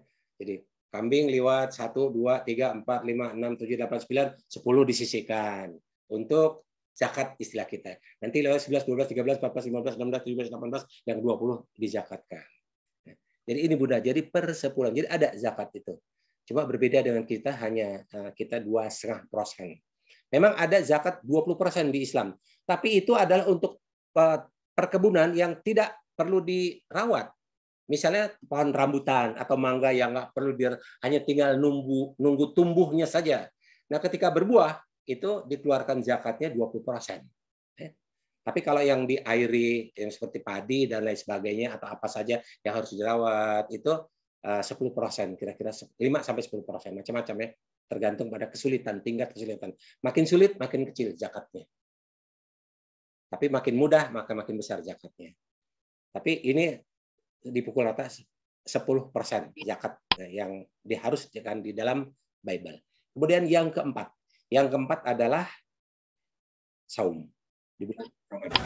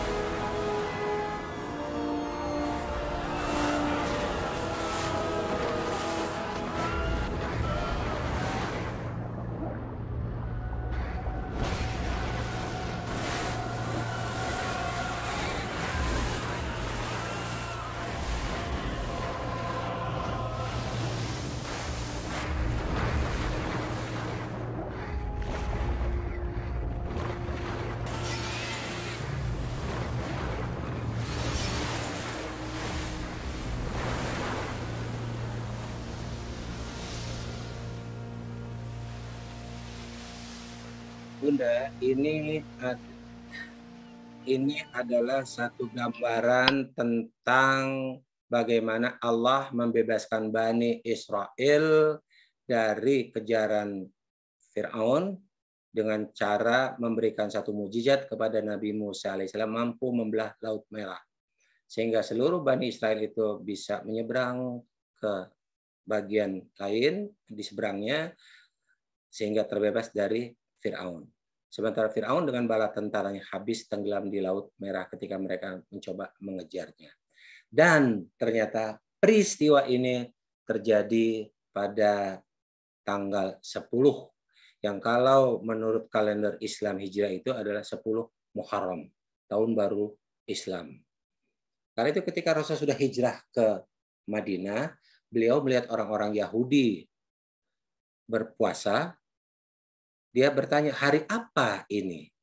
Maka orang Yahudi tadi mengatakan ini adalah hari baik. Di mana pada hari ini Bani Israel dibebaskan dari atau diselamatkan oleh Allah dari kejaran Fir'aun. Dengan cara membelah Laut Merah. Karena itu Nabi Musa alaihissalam bersyukur sebagai tanda syukur pada Allah Subhanahu wa taala dengan cara melakukan saum pada hari ini atau 10 Muharram. Mendengar cerita orang Yahudi tadi, Rasulullah mengatakan bahwasanya aku lebih layak untuk menghormati Musa daripada kalian. Kemudian Nabi Muhammad SAW berpuasa dan memberitakan kepada para sahabatnya untuk berpuasa juga. Jadi Bunda, ini adalah puasa wajib dulu yang diberikan oleh Rasulullah kepada para sahabat. Wajib dulu. Puasa ini wajib. Karena yang pertama perintah yang diberikan kepada Nabi Muhammad SAW itu adalah perintah sholat. Sholat 5 waktu. Sholat 5 waktu itu pada tahun ke-12 beliau menjadi Rasul. Ketika beliau masih ada di Mekah, tahun-tahun terakhir beliau ada di Mekah. Jadi, tapi belum ada perintah saum. Nah, karena itu Rasulullah mengatakan, karena beliau juga sudah terbiasa saum-saum yang lain, dia mengatakan kepada para sahabat, wajib. Jadi kalian diwajibkan untuk saum pada tanggal 10 Muharram. Karena apa? Karena Rasulullah mengatakan kepada orang Yahudi tadi, aku lebih layak menghormati Musa daripada kalian. Bunda, kalau kita lihat hadis ini menggambarkan bagaimana bentuk toleransi Rasulullah kepada agama Yahudi. Ini satu bentuk toleransi. Nggak ada. Maaf, istilah sekarang ini, wah jangan jangan ngikuti ibadahnya orang ini karena kerjaan orang ini karena itu udah bid'ah dan lain sebagainya. Rasul justru tidak. Ini satu bentuk toleransi. Ya. Jadi selama aku lebih layak untuk menghormati Musa daripada kalian. Karena apa? Karena Nabi Musa itu juga seorang nabi yang diutus oleh Allah Subhanahu wa taala. Kalau ini dilakukan oleh sekarang, orang sekarang mungkin Bunda disebut bid'ah ini. Jadi di zaman Rasulullah dulu nggak ada yang nama bid'ah ya. Karena ada juga sahabat yang melakukan satu perbuatan yang tidak diajarkan oleh Rasulullah. Apa? Ada satu rombongan musafir sedang lewat di satu perkampungan, mereka bermalam di situ. Nah, mereka bilang, mereka lapor, kami adalah musafir yang sedang melakukan satu perjalanan, kami hendak bermalam di sini. Nah, orang-orang di Timur Tengah itu punya kewajiban untuk menjamu tamu mereka yang seorang atau gelombongan musafir. Jadi harus dikasih makan, harus dikasih tempat yang layak lah makan. Tapi ditolak. Karena dikatakan, maaf, kami tidak bisa menerima kalian ke tempat lain saja, ya, ke suku lain saja, karena ketua suku kami sedang sakit. Nah, ditanya oleh salah satu sakit apa? Dikatakan semacam sakit demam dan lain sebagainya. Nah, akhirnya coba saya lihat nanti saya akan obati. Nah, begitu datang ternyata memang sedang demam, sedang sakit. Akhirnya apa yang dilakukan sahabat tadi? Dia minta air putih, ya. Kemudian air putih tadi dia baca Al-Fatihah. Setelah dibacakan Al-Fatihah diberikan kepada kepala suku tadi dan alhamdulillah biiznillah sembuh. Berangsur-angsur hilang demamnya dan akhirnya menjadi sehat kembali. Dan senangnya bukan main tadi, suku tadi, oh ternyata kepala suku mereka bisa sembuh. Dan akhirnya ketika mereka akan kembali pulang ke Mekah, itu dibekali dengan beberapa domba sebagai tanda terima kasih dari kepala sukunya tadi. Nah, ketika mereka sampai ke Mekah, diceritakan kepada Rasulullah, Rasulullah tersenyum. Terus Rasulullah bertanya, dari mana kalian tahu Al-Fatihah itu sanggup memberikan satu kesembuhan pada orang? Nah, jadi itu satu inisiatif dari salah satu sahabat. Rasulullah tidak justru Rasulullah menghormati itu karena apa? Karena itu dilakukan atas nama Allah. Ya sudah, kalian bagi-bagi saja ini domba dari kalian. Jadi tidak dilakukan oleh Rasulullah, tapi dilakukan. Tapi apa? Itu kan baik. Ya. Jadi tidak ada yang namanya bid'ah. Bid'ah itu zaman sekarang baru ada ya. Karena itu Rasulullah, kalau kita lihat ini salah satu bentuk toleransi Rasulullah kepada orang Yahudi loh. Loh, kalau kalian puasa, aku juga akan puasa. Bahkan bukan hanya kepada diri Rasulullah, tetapi semua sahabat-sahabatnya diwajibkan untuk puasa. Bahkan Rasulullah mengatakan kalau tahun depan aku masih hidup, aku akan berpuasa pada tanggal 9 Muharram. Yang kita sebut sekarang sebagai puasa Tasu'ah. Kalau sekarang puasa Asyura. Asyura itu 10, Tasu'ah itu ada 9. Jadi ini asbabun nuzul daripada saum Muharram, saum Asyura. Ternyata ini dulu merupakan satu kewajiban. Tetapi Bunda tahu bahwasanya Muharram itu adalah tahun baru Islam. Nah, kemudian ketika tiba mendekati bulan Ramadan, maka ini yang Allah perintahkan. Ya ayyuhalladzina amanu kutiba alaikumusyamu kama kutiba alal ladzina min qablikum la'allakum tattaqun. Wahai orang-orang yang beriman, diwajibkan atas kamu berpuasa sebagaimana telah diwajibkan atas orang-orang sebelum kamu agar kamu bertakwa. Artinya kalau Rasulullah melakukan saum di bulan Muharram, puasa Asyura, karena ini juga dilakukan orang-orang sebelum zaman Nabi Muhammad, maka sekarang Allah mewajibkan bukan puasa Muharram yang harus dilakukan oleh umat Nabi Muhammad, tetapi puasa Ramadan. Ya. Puasa Ramadan ini tahun 624, bulan ke-9.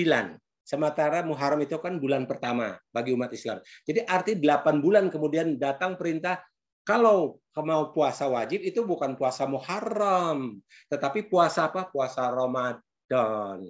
Karena itu Bunda, dulu memang puasa Muharram itu Asyura diperintahkan oleh Rasul sebagai puasa wajib.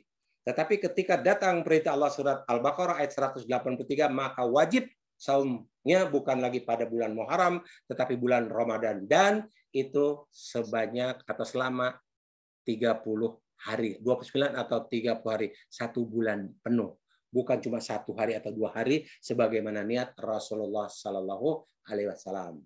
Jadi jelas bahwasanya kewajiban puasa ini bagi orang-orang terdahulu sudah ada, cuma berbeda waktunya. Sama seperti sholat tadi, berbeda waktunya, berbeda banyaknya ya. Tapi yang jelas pada hakikatnya yang namanya sholat, yang namanya puasa itu merupakan satu hal yang dalam kaitan ini merupakan salah satu rukun Islam yang juga diwajibkan kepada nabi-nabi terdahulu sebelum Nabi Muhammad Sallallahu Alaihi Wasallam. Ya, jadi jelas Bunda ya, puasanya puasa Ramadan ini adalah asbabun nuzulnya dari keinginan Rasulullah untuk memberikan satu kewajiban puasa kepada para sahabat. Cuma puasanya puasa Asyura.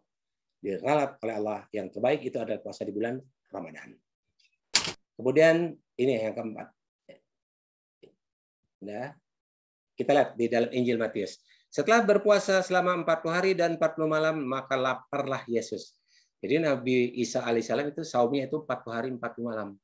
Nah, kita kan hanya 29, maksimal itu hanya 30. Begitu juga dengan Nabi Musa alaihissalam. Mereka saumnya itu 40 hari Nabi Musa. Setelah 40 hari 40 malam tidak makan, maka laparlah Musa dan ia minum. Ya. Jadi ini puasa ini diwajibkan kepada nabi-nabi terdahulu, baik kepada Nabi Isa maupun kepada Nabi Musa alaihissalam. Dan ini dikatakan, ya. Jadi kalau kau berpuasa jangan memperlihatkan muka kita sedang berpuasa atau jangan pamer. Artinya kalau kita sedang puasa sunnah, artinya kalau puasa wajib udah pasti ya. Kalau kita sedang puasa sunnah, jangan memamerkan seolah-olah kita sudah puasa. Aduh lagi puasa, tapi tujuannya untuk pamer ya, nggak boleh ya. Ini jadi dilarang untuk melakukan satu perbuatan itu hukumnya jadi riya ya. Jadi dilarang untuk melakukan satu perbuatan amalan-amalan ya, tetapi tujuannya adalah untuk sekedar pamer. Jadi sekali lagi Injil Matius ini mengajarkan jangan sampai ibadah-ibadah yang kita lakukan ini dilakukan dengan niat untuk hanya sekedar pamer saja. Jadi bukan lillahi ta'ala. Karena pada hakikatnya kalau kita niat lillahi ta'ala itu sudah ada upah yang Allah berikan. Tetapi kalau kita hanya sekedar pamer maka tidak akan mendapatkan. Karena setiap orang nih akan mendapatkan pahala tergantung apa yang dia niatkan. Dan yang terakhir yang kelima adalah haji. Ini kita tahu bahwasanya melaksanakan ibadah haji itu harus datang ke Baitullah yang lokasinya di Mekah atau dulu disebut Lembah Bakkah. Ini salah satu kegiatan yang harus dilakukan oleh umat Islam bagi mereka yang mampu. Dulu Bunda kalau kita lihat seperti ini, dulu Baitullah itu ada di lembah Bakka. Lembah karena tempatnya rendah, karena dikelilingi oleh bukit-bukit. Ada Bukit Sofa, ada Bukit Marwah, ada bukit lagi namanya Jabal Abi Kubash. Jadi tempatnya rendah karena disebut sebagai lembah Bakka. Dan lembah Bakka ini tempat perlintasan para kafilah-kafilah yang dagang dari Syam, dari Irak. Mereka biasa melewati daerah lembah Bakka tadi. Ini Allah sampaikan dalam surah, bersulah kepada manusia untuk menggerakkan haji. Niscaya mereka akan datang kepadamu dengan berjalan kaki dan mengendarai unta yang kurus dan yang datang dari segala penjuru. Unta yang kurus. Nah, unta yang kurus, Bunda, unta ini adalah satu binatang yang bisa menyimpan cadangan air di dalam punuknya. Ada 2 punuknya. Jadi kalau mau melakukan satu perjalanan jauh itu diperintahkan oleh majikan untuk minum sebanyak-banyaknya. Jadi unta itu kalau minum sampai full betul. Sampai 2 punuk itu seperti gunung kecil ya di bagian belakang punggungnya. Nah, nanti kalau sudah berjalan jauh dan dia perlu minum, itu tidak perlu berhenti di tempat yang ada air ya, karena susah cari air di padang pasir. Nah, itu dari mana unta akan dapat? Kalau tuannya sih ambil dari kantung air yang mereka bawa ya. Nah, unta dari mana? Dari punuknya tadi. Jadi makin lama makin turun, tinggi punuknya tadi, dan akhirnya kalau sudah habis sama sekali, rata lagi punggungnya. Dan kalau unta tadi sudah rata punggungnya, tidak nampak lagi punuknya, itu artinya unta tadi sudah melakukan satu perjalanan amat sangat jauh. Ya. Jadi sudah kurus, dan sudah melakukan perjalanan amat sangat jauh. Jadi itulah yang Allah perintahkan bahwasanya melaksanakan ibadah haji ini kepada manusia. Wahai manusia. Jadi perintahnya kepada manusia loh, Bunda. Bukan ya ayyuhallazina amanu, wahai orang-orang beriman, enggak loh. Atau ya ayyuhal muslimun, wahai orang-orang muslim, enggak loh. Ini Allah perintahkan untuk berhaji apa? Kepada semua manusia. Nah, karena itu Bunda, kalau kita lihat ini adalah diwajibkan bagi orang yang mampu, baik mampu secara materi maupun mampu secara fisik utamanya melakukan perjalanan haji.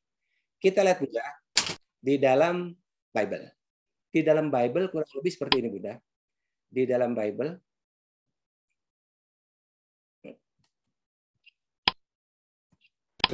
Dr. O'Leary is a professor of neuroscience at St. Edward's University in Austin. The O in O'Leary may tell you Fidelma wasn't born in a Muslim family. She was raised Catholic, and by the time she was in college, she was already questioning her faith. I was listening to a call-in radio show, and some guy called in and said, well, what I don't understand is this. If Jesus was God, how could he worship God? Amazingly inconsistent. For Fidelma, the caller gave voice to a yearning, and questioning turned to conversion. This is what I think of as my light bulb moment. This was the moment when all the pieces finally locked and clicked. And I knew that Islam was the religion for me. I just embraced it and loved it, and I was the only Muslim I knew. Fidelma prepares to embark on Hajj, having fully embraced the faith. But she may be surprised that some pilgrims may struggle to embrace her. There's Abraham and Isaac aforetime. For thy Lord is full of knowledge and wisdom. Between immigration and conversion, Islam is one of the fastest growing religions in America. For some, the choice to convert takes a toll. It hurt my whole family tremendously because it hurt my parents. It's okay, I mean, we get along. When my actions caused so much pain to my parents, then my siblings reacted against me because of that. And I understand that. It was just unfortunate. Conversion earned her cold shoulders. These hurdles are just the start. Hajj will have its own set of trials, some more unsettling than others. I don't know why anyone would want to go spend a week with 3 million sweaty people in the heat in the desert unless they really were doing this for the love of God, you know.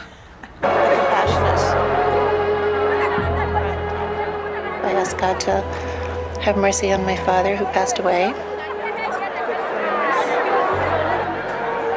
and to ease my mother's life because she has Alzheimer's, and from the outside in her life looks very hard. Thank you, God, for responding when I was looking for you. Thank you for coming to find me. Please, God, hold on to me. You can't just sort of... Ya Bunda, bahwasanya Baitullah itu sudah dibangun sejak zaman Nabi Adam alaihissalam. Saya pernah sampaikan dalilnya, rumah yang pertama kali dibangun, rumah ibadah, ditanya oleh sahabat, siapa? Dikatakan rumah yang pertama kali dibangun, rumah ibadah itu adalah Ka'bah. Setelah itu apa ya Rasulullah? Setelah itu Al-Aqsa. Berapa jarak antara keduanya? Jarak antara keduanya adalah 40 tahun. Artinya Baitullah atau Masjidil Haram maupun Masjidil Aqsa, Masjidil Aqsa itu dibangun di zaman Nabi Adam alaihissalam. Artinya perintah untuk melaksanakan haji, tawaf di Baitullah dan sholat menghadap Baitullah itu sejak zaman Nabi Adam alaihissalam. Hanya memang Ka'bah ini pernah mengalami rusak di zaman Nabi Nuh alaihissalam ketika terkena banjir besar. Bahkan dalam hadis riwayat dikatakan Hajar Aswad itu sampai tersangkut di Jabal Abi Qubais, sehingga harus diambil oleh Nabi Ibrahim alaihissalam untuk kembali diletakkan di tempatnya Hajar Aswad, sebagaimana kita tahu sekarang. Nah, setelah selesai memugar tadi bersama dibantu oleh anaknya Ismail, waktu itu masih remaja, maka akhirnya Allah perintahkan kepada Nabi Ibrahim alaihissalam untuk mengundang orang untuk melaksanakan ibadah haji. Nah, di sini heran Nabi Ibrahim, ya Allah, ini kan seruanku ini, kekuatan seruanku terbatas. Aku hanya mampu menyeru pada sekitar sini paling dalam radius beberapa kilometer saja. Itu pun kalau ada orang, kalau nggak ada orang. Jadi bagaimana mungkin aku bisa menyeru pada semua manusia? Kan Allah perintahkan wajin finnas bil haj. Perintahkan pada semua manusia untuk haji. Lah kalau semua manusia gimana caranya? Nah, Allah mengatakan engkau seru saja mereka, nanti tugasku yang akan menyampaikan seruanmu. Maka naiklah Nabi Ibrahim ke Jabal Abi Qubais untuk mengundang manusia, ya, bukan hanya orang beriman, bukan hanya orang-orang muslim, tetapi kepada seluruh manusia. Ingat tadi dalil surat Al-Hajj, wa'ajin finnas bil hajj. Panggillah manusia, ya, seluruh manusia untuk haji. Nah, naik. Cuma sekarang Bunda, kalau kita mau tahu di mana posisi Jabal Abi Qubais, kalau kita ke Masjidil Haram itu udah nggak nampak barangkali. Yang kita tahu paling baru Bukit Sofa dan Bukit Marwah saja tempat kita sa'i. Di mana Jabal Abi Qubais? Jabal Abi Qubais itu Bunda dulu seperti ini Bunda, ya. Jadi letaknya kalau kita di sini nih. Di sini tempatnya. Di sini tempatnya. Tapi sekarang sudah nggak nampak karena apa? Karena sudah jadi ini, sudah jadi istana negara. Jadi kalau ada tamu-tamu negara yang melaksanakan ibadah haji pada musim haji, maka oleh Raja Saudi Arabia itu diinapkan di sini, tempat penginapan mereka, bukan di hotel, tetapi di istana negara. Nah, ini letaknya di mana? Di Jabal Abi Qubais. Jadi letaknya memang bersebelahan dengan Masjidil Haram atau Baitullah.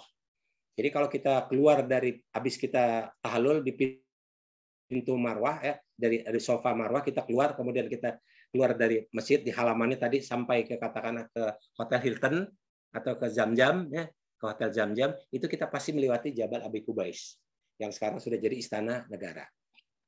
Nah, ini akhirnya ini yang disampaikan oleh Nabi Ibrahim alaihissalam, wahai manusia, karena perintah kepada manusia, sesungguhnya Allah mewajibkan atas kamu untuk haji ke Baitullah. Nah, seruan Nabi Ibrahim alaihissalam ini disampaikan oleh Allah kepada seluruh umat manusia, baik yang dalam bentuk ruh maupun yang ada dalam bentuk janin di dalam kandungan setiap ibu. Labbaik Allahumma labbaik, labbaik la syarika lak labbaik, innal hamda wan ni'mata lakal mulk la syarika lak. Jadi semua umat manusia sudah diundang oleh Allah, baik yang dalam bentuk janin di dalam rahim bundanya maupun yang masih ada di alam ruh. Dan mereka semua menjawab labbaik Allahumma labbaik, labbaik la syarika lak. Artinya apa Bunda? Bahwasanya manusia itu dulu pernah diundang oleh Allah untuk melaksanakan ibadah haji sejak zaman Nabi Ibrahim alaihissalam. Jadi kalau ada orang sekarang diajak untuk melaksanakan ibadah haji, ya, atau umroh, katakan sekarang haji agak sulit, dikatakan belum ada undangan, hati-hati. Karena pada hakikatnya sudah diundang sejak dulu. Allah sudah mengundang loh. Dan ini diundang kepada semua manusia, bukan hanya kepada umat muslim, bukan hanya kepada umat beriman, tapi kepada semua manusia. Ini surat Al-Hajj. Karena sebagaimana perintah Allah kepada Nabi Ibrahim alaihissalam. Nah, sekarang kita lihat dalam Taurat, Bunda. Dan di dalam Taurat dikatakan seperti ini, Bunda. Di dalam Taurat jelas dikatakan bahwasanya 3 kali setahun harus.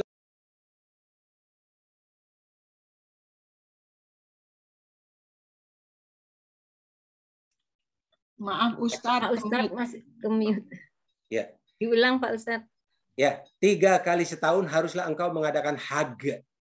Haj ini bahasa Ibrani. Dalam bahasa Arabnya ke-mute lagi Pak. Ya, maaf. Dalam bahasa Arabnya haj. Dalam bahasa Ibrani haj. Dalam bahasa kita tentunya adalah haji.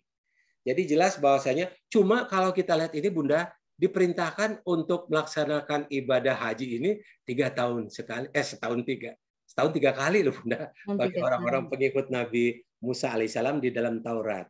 Ya. Dan kita lihat lagi Bunda, kalau kita lihat sekarang Bunda, agak sedikit ini, nah, ya,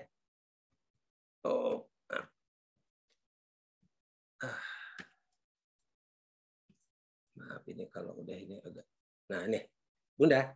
Kalau kita perjalanan jauh seseorang ke sebuah, ini dalam kamus Cambridge ya, apa arti haj tadi?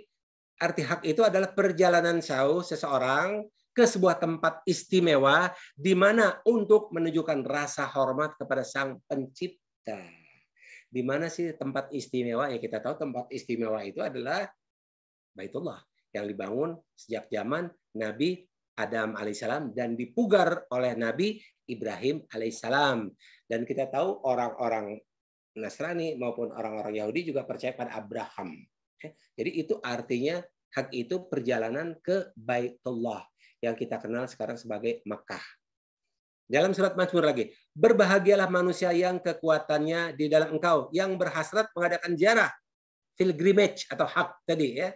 Mengadakan ziarah ini maksudnya adalah untuk berhaji. Bagi kita umat muslim, cuma karena di dalam Bible diterjemahkan ziarah saja. Tapi sebetulnya ini adalah pilgrimage, itu adalah haji atau haj dalam bahasa Ibrani. Dan itu bagi orang yang memang fisiknya kuat, ya, yang letak kekuatannya di dalam engkau. Arti orang yang diberikan kekuatan oleh Allah Subhanahu wa Ta'ala. Ya. Ini bahasanya. Kalau kita lihat Bunda, kalau kita kaitkan dengan kalau kita lihat dengan surat Ali Imran kan jelas. Mengerjakan haji adalah kewajiban manusia terhadap Allah, yaitu bagi orang yang mampu mengadakan perjalanan ke Baitullah. Baik Injil Mazmur maupun Imran ini menjelaskan bahwa ini hanya diwajibkan bagi orang-orang yang mampu. Baik mampu secara fisik maupun mampu secara materi. Tapi umumnya di sini ada lebih pada fisik Bunda ya. Karena kalau materi, rezeki itu urusan Allah. Karena ada orang kok yang hanya niat saja bisa berhaji. Yang penting niat tadi, yang penting dia kuat. Rezekinya nanti datang dengan sendiri. Wallah banyak cerita-cerita itu. Dan kalau kita lihat Bunda, nah sekarang kalau kita lihat sekarang terjemahan Bible, tapi terjemahan tahun 54 dulu. Tahun 54 itu ternyata masih murni bahasanya Bunda. Ya, berbahagia orang yang kuatnya adalah dalam engkau dan hatinya adalah pada jalan raya ke Ka'bahmu. Jadi jelas dalam Injil yang atau Bible sekarang yang terbitan atau diterima tahun 54, lihat ini Bunda tahun 54 ya. Tahun 54 itu ternyata jelas bahwasanya perjalanan itu ke arah Ka'bahmu. Itu jelas satu perjalanan haji itu harus ke Baitullah. Baru memang untuk terjemahan sekarang tidak lagi disebut ya Ka'bah, tetapi apa tadi? Tempat istimewa saja. Tapi kalau kita tarik mundur ke terjemahan tahun 54 jelas. Bahwasanya masih tersimpan terjemahan itu adalah jalan raya ke Ka'bahmu. Baik Bunda, kita lihat lagi ini terjemahan dalam bahasa Indonesia. Lembah Baka Bunda, Baka Vele ya. Apabila melintasi lembah Baka, mereka membuatnya menjadi tempat yang bermata air. Bahkan hujan pada awal musim menyelubunginya dengan berkat. Artinya lembah Baka itu ada mata air. Mata air apa? Ya kita tahu yang namanya sekarang sumur Zam-Zam, air mata Zam-Zam. Karena kita tahu sejak zaman Nabi Ibrahim ya, dengan Siti Hajar tadi sudah ada air Zam-Zam. Jadi ketika Injil kepada Nabi Musa alaihissalam itu sudah periode di bawahnya Nabi Ismail. Artinya sudah ada Zam-Zam tadi. Karena itu mereka menyebut apabila melintasi lembah Baka itu kita tahu sekarang adalah Mekah. Ya, mereka membuatnya menjadi tempat yang bermata air. Bermata air itu sumur Zam-Zam yang diselubungi dengan berkah. Dari apa? Dari Allah Subhanahu wa Ta'ala. Kita lihat lagi ini. dalam Injil Genesis Kejadian. Allah membuka mata Hagar. Hagar ini bahasa Ibrani, yang dalam bahasa Arabnya itu Siti Hajar atau Hajar. Dalam bahasa Indonesia Siti Hajar ya. Allah membuka mata Hagar hingga ia melihat sebuah sumur. Ya. Maka pergilah Hagar atau Hajar ke sumur itu dan mengisi kantung kulit itu dengan air, kemudian memberi minum pada anaknya Ismail. Jadi jelas dalam Injil Kejadian sudah dikatakan peristiwa adanya sumur Zam-Zam tadi itu berasal dari Siti Hajar atau Hagar dalam bahasa Ibrani. Dan kemudian kita lihat ini, bahasa sumur tadi disebut Lahai Roy. Lahai Roy itu artinya satu tempat pertemuan dengan Tuhan. Itu Lahai Roy dalam bahasa sumur Lahai Roy. Istilah mereka. Sumur pertemuan dengan Tuhan. Pertemuan siapa? Tentu saja pertemuan Siti Hajar dengan Allah. Mata air itu terletak antara Kades dan Beret. Kades dan Beret ini nama satu tempat yang dalam bahasa Ibrani, Kades dan Beret. Tetapi kalau diterjemahkan dalam bahasa Arab, Kades dan Beret ini adalah Sofa dan Marwah. Jadi jelas bahwasanya dalam Injil Kejadian sudah dikatakan bagaimana letaknya sumur Zam-Zam, di mana adanya sumur Zam-Zam, di mana adanya Ka'bah tadi antara Kades dan Beret. Sumur Zam-Zam antara Sofa dan Marwah. Sebagaimana firman Allah dalam surat Al-Baqarah, sesungguhnya Sofa dan Marwah adalah sebagian dari syiar Allah. Maka barang siapa yang beribadah haji ke Baitullah atau berumrah, maka tidak ada dosa baginya kecuali mengerjakan sa'i di antara Sofa dan Bukit Marwah, di antara Kades dan Beret. Jadi jelas bahwasanya Bunda, semua itu sudah ada di dalam Al-Quran maupun di dalam Injil maupun di dalam Taurat. Kemudian dikatakan seperti ini, diberkatilah orang-orang yang diam di rumahmu, yang terus-menerus memuji engkau. Di rumahmu ini tentu saja yang dimaksud tadi adalah apa? Ka'bah atau Baitullah. Bagaimana cara memujinya? Jelas kalau kita sekarang memujinya adalah dengan membaca takbir. Ya. Dengan membaca, kita lihat.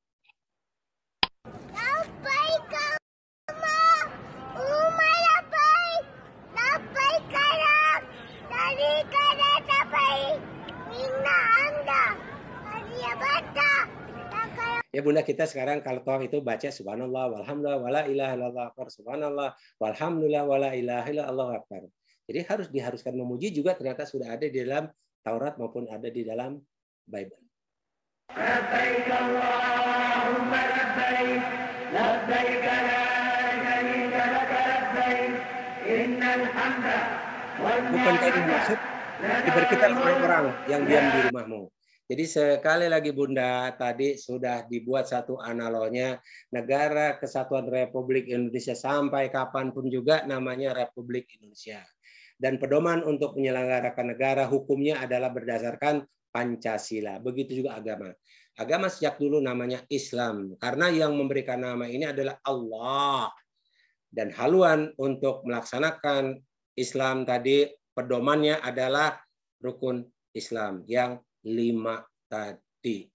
Jadi artinya dulu founding father kita membuat Pancasila itu berbasic karena kebanyakan dibuat oleh para ulama. Jadi berbasis kepada 5 juga. Ya, 5 rukun Islam dan 5 sila. Jadi sekali lagi Bunda, inilah ternyata kalau kita mengacu kepada Bible maupun kepada Taurat, ternyata rukun Islam ini sudah ada sejak zaman nabi-nabi terdahulu. Artinya kesimpulan kepada Nabi Adam juga sudah. Hanya mungkin berbeda waktu, berbeda tempat. Emang berbeda waktu dan berbeda waktunya saja. Jadi sekali lagi Bunda, ini yang Allah sampaikan, manusia dulunya kan satu. Tapi kemudian mereka berselisih paham.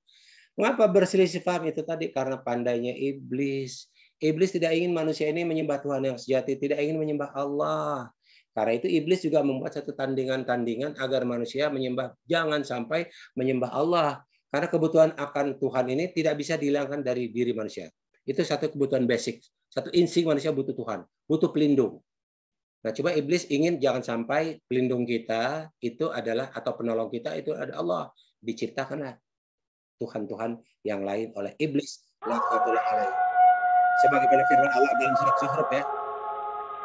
Dalam surat Zuhruf jelas Allah berfirman seperti ini.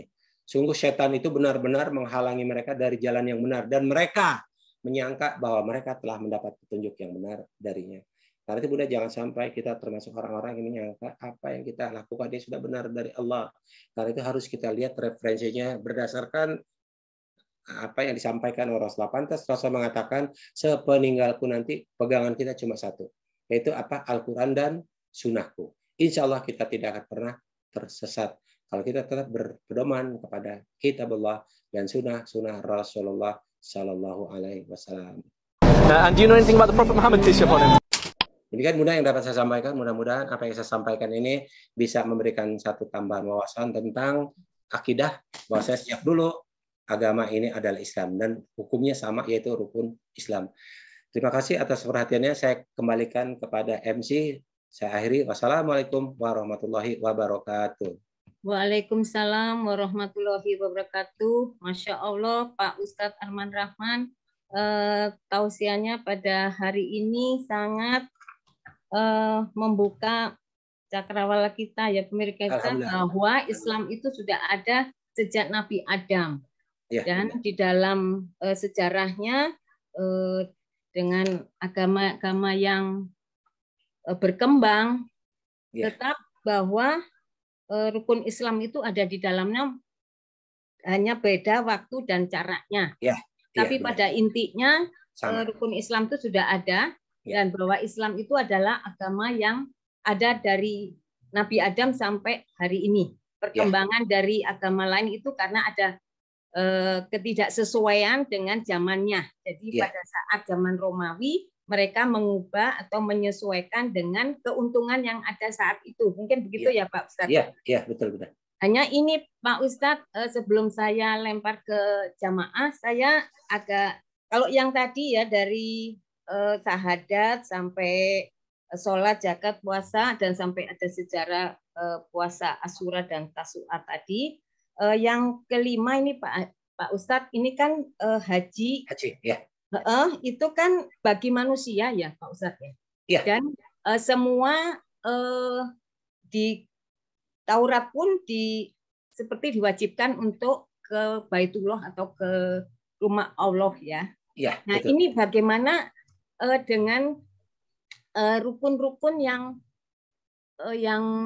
wajib bagi kita pada saat naik haji. Kan ininya beda ya Pak Ustadz ya. Sama-sama manusia, tapi kalau dia artinya kalau semua manusia kan tidak membedakan agama sebetulnya. Semua agama kan Islam. Ini bagaimana ya Pak pemahamannya Pak Ustadz untuk yang di luar Muslim atau di luar Islam? Terima kasih Pak. Jadi Bunda, artinya bahwasanya haji ini diwajibkan kepada semua manusia tanpa kecuali, harus haji. Cuma memang untuk melaksanakan haji ini kan ada syarat-syaratnya Bunda. Yang pertama adalah dia harus Muslim. Artinya kalau sama seperti tadi, makanya kenapa saya sampaikan Fidelma O'Leary tadi Bunda. Dia ada salah satu pelanggan Islam ini adalah untuk pelaksanaan ibadah haji. Akhirnya bersyahadat dulu Bunda, walaupun bertentangan dengan keluarganya. Dia heran kenapa kok ada 3 juta orang kok rela berpanas-panasan untuk datang ke sana. Apalagi kalau bukan karena kecintaan kepada Tuhan. Karena itu dia punya keinginan untuk gimana kalau saya mau berhaji. Nanti boleh saja kamu berhaji, cuma ada syaratnya. Syaratnya apa? Harus Islam. Dan beberapa persyaratan-persyaratan. Ya itu. Nah, itu Bunda. Jadi manusia tapi dengan kriteria gitu ya, dengan ada syaratnya gitu ya, manusia. Betul. Artinya Pak, pelajaran yang bisa kita tarik kalau kita udah Islam, kemudian diajak untuk haji atau umrah, kemudian berdalih belum ada undangan, hati-hati. Karena sudah diundang sejak dalam rahim ya. Rahim.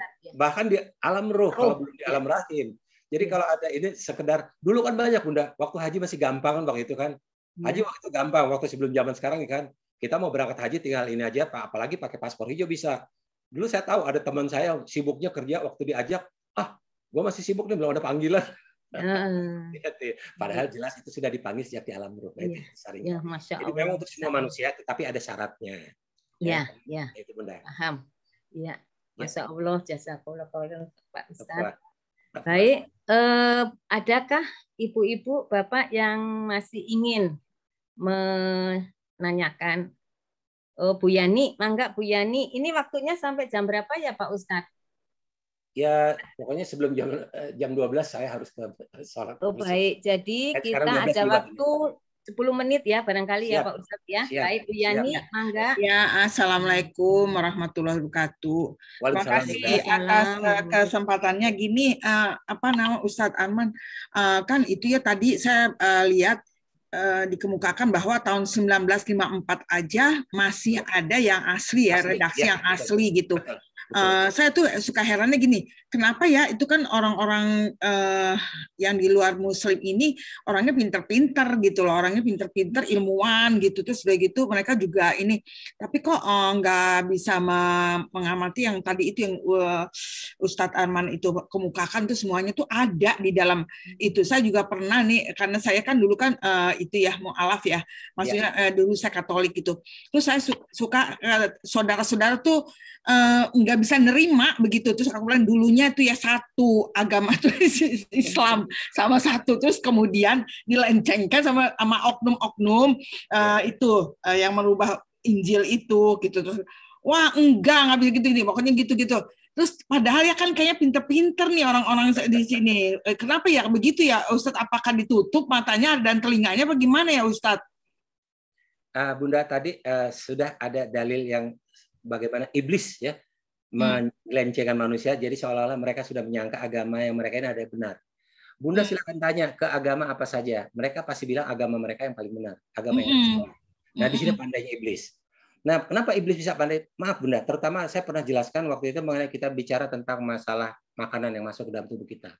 Kalau makanan yang masuk ke dalam tubuh kita itu makanan haram, Allah menyebut khatamallahu ala qulubihim wa ala sam'ihim wa ala absarihim. Maka tertutuplah kalbu mereka, tertutup mata mereka, tertutup pendengaran mereka. Sehingga dijelaskan apapun mereka wala khatamahu ala qulubi ala sam'a wa ala absar hisawatu alam azabun. Mereka tidak akan pernah bisa terbuka, akan tertutup hati mereka. Yang kedua, di samping makanan itu ada orang yang berpikiran jelek tadi, berburuk sangka kepada agama yang lain.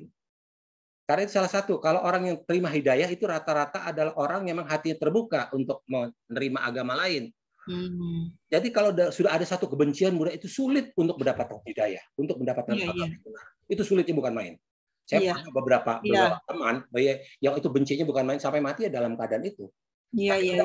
Ada orang yang terbuka. Sebagai contoh misalnya, saya dulu waktu di Bimantara pernah kerjasama dengan orang yang non Muslim. Nah kami punya proyek bersama. Kemudian di beberapa hari, kemudian dia tanya, kita pakai mobil siapa nih? Lebih baik pakai mobil sama-sama ya supaya kita tempatnya sama-sama, jangan sendiri. Boleh saya bilang pakai mobil saya aja karena kebetulan saya ada supir, saya bilang waktu saya di Bimantara. Nah setiap kali waktu sholat tiba, saya sholat, maaf ya saya berhenti sholat dulu, saya bilang saya turun, saya buka sepatu, dia lihat tuh buka sepatu, kemudian wudhu, kemudian saya masuk ke dalam sholat. Nah dia tanya, apa setiap kali kamu masuk masjid kamu harus buka sepatu dan wudhu? Iya saya bilang harus, itu tempat suci. Jangan sampai dia heran karena maaf dalam agama mungkin Bunda tahu ya, kalau masuk ke gereja kan masuk aja. Iya. Mau pakai sepatu, mau pakai sandal, enggak itu kan. Dan maaf kalau misalnya habis berhubungan apa saja kan nggak pernah terpikir untuk yang namanya mandi junub. Nah, dia heran Bunda. Oh begitu ya. Apa yang terjadi karena dia lihat setiap kali itu masuk. Dia tidak ada satu prasangka buruk saya Bunda. Nah satu hari dia ingin berwudu Bunda di rumahnya. Dia pulang dia wudu. Nah setelah wudu apa yang dia rasakan? Dia merasa tenang sekali. Dia tidur, kadang-kadang dia punya penyakit hidayah ya, dapat hidayah. Akhirnya dia cerita ke saya. Dan tidak lama kemudian saya dengar dia masuk Islam. Tidak mulai saya Bunda, tidak mulai saya. Dia akhirnya bersyahadat. Nah itu tadi, itu orang yang dapat hidayah adalah orang yang terbuka, tidak menutup ini dari, karena bisa saja, ini jangan-jangan saya salah, jangan-jangan dia yang benar. Nah kalau perbandingan, karena saya katakan, mari kita perbandingkan agama kita buat apa supaya kita yakin, oh kalau gitu saya sudah berada pada jalur yang benar ini. Semua dalil benar, baik ayatnya maupun kenyataan di dalam sehari-hari itu tidak bertentangan. Karena itu Bunda. Jadi itu tadi. Yang pertama adalah makanan. Makanan berpengaruh kepada orang itu hatinya akan terbuka atau tidak. Yang kedua kepada sikapnya tadi. Iya. Jadi ininya mindsetnya tuh bisa kebuka. Positif. Iya, positif tinggi kepada orang lain. Jadi nggak menutup diri gitu. Terus kalau misalnya makanan itu ternyata berpengaruh banget ya Ustadz ya. Banget. Iya ternyata. Jadi jangankan non Muslim enggak. Jangankan non Muslim, yang Muslim saja kadang-kadang amalan salah. Karena tadi makanan haram. Yang makan sehingga akhirnya tidak bisa membedakan mana yang baik mana yang buruk. Gitu. Iya. Kadang-kadang kan minum bir aja katanya itu kalau nggak mabuk nggak apa-apa katanya gitu. Kalau bir itu mengandung zat yang memabukkan, misalnya gitu kita belian gitu. Enggak, kalau misalnya itu kalau nggak mabuk baru haram. Nah, jadi sudut pandang aja udah bisa membedakan, sudah bisa menjerumuskan ke ini itu ya. bisa menjerumuskan, betul. Oh, baik-baik. Jadi gitu ya Ustadz ya. Jadi itu memang lain-lain orang dapat hidayah atau tidak. Betul. Tergantung daripada tadi makanan dan kita mindsetnya kita. Ya, terima kasih ya Ustadz Rahman udah sama-sama Bu Dayani. Terima kasih Pak Ustadz. Tadi ada satu lagi siapa ya? Silakan Bu, satu lagi sebelum kita akhiri kajian kita pada siang hari ini. Boleh Bu Rosana? Bu Rini, mangga. Assalamualaikum Pak Ustadz. Waalaikumsalam.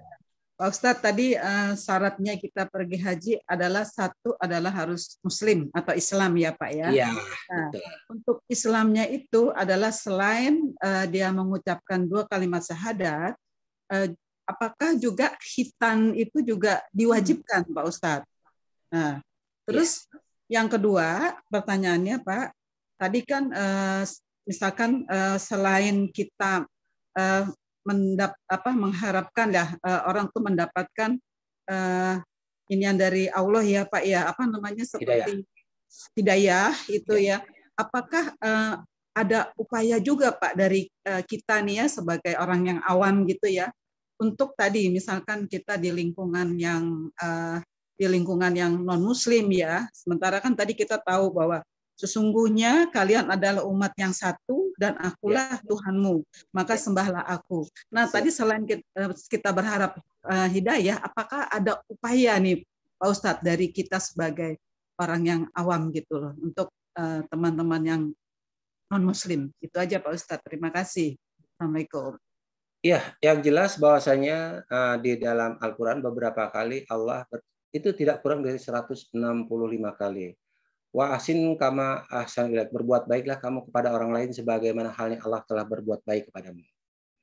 Artinya apa? Orang yang berbuat baik itu sebetulnya sudah mengamalkan salah satu sifat Allah. Ya. Bunda barangkali pernah ingat saya pernah menyampaikan bahwasanya agama ini Allah turunkan cuma dengan satu tujuan, Bunda, agar orang bisa memiliki akhlakul karim, akhlak mulia. Bukan cuma sekedar bisa berdakwah, bukan sekedar pinter ngomong dan berdebat dan lain sebagainya, bukan. Tapi agar orang tadi memiliki akhlak yang baik. Apa artinya dia pandai menyampaikan agama, pandai berdebat, pandai, tapi akhlaknya tidak baik. Jadi agama cuma satu. Rasulullah mengatakan, aku diutus untuk mengajarkan akhlakul karim, akhlak yang mulia. Dan akhlak mulia itu hanya bisa kita dapatkan kalau kita mampu mengamalkan sifat-sifat Allah. Karena sifat Allah itu sudah sempurna. Al-Asma'ul Husna. Jadi karena itu mengapa di dalam Al-Quran tidak kurang dari 165 kali Allah menyuruh kita untuk berbuat baik pada sesama manusia. Bukan hanya pada Allah, tapi lebih utamanya pada sesama manusia. Nah, orang yang mampu mengamalkan sifat Allah itu orang yang mudah untuk mendapatkan hidayah dari Allah Subhanahu wa taala.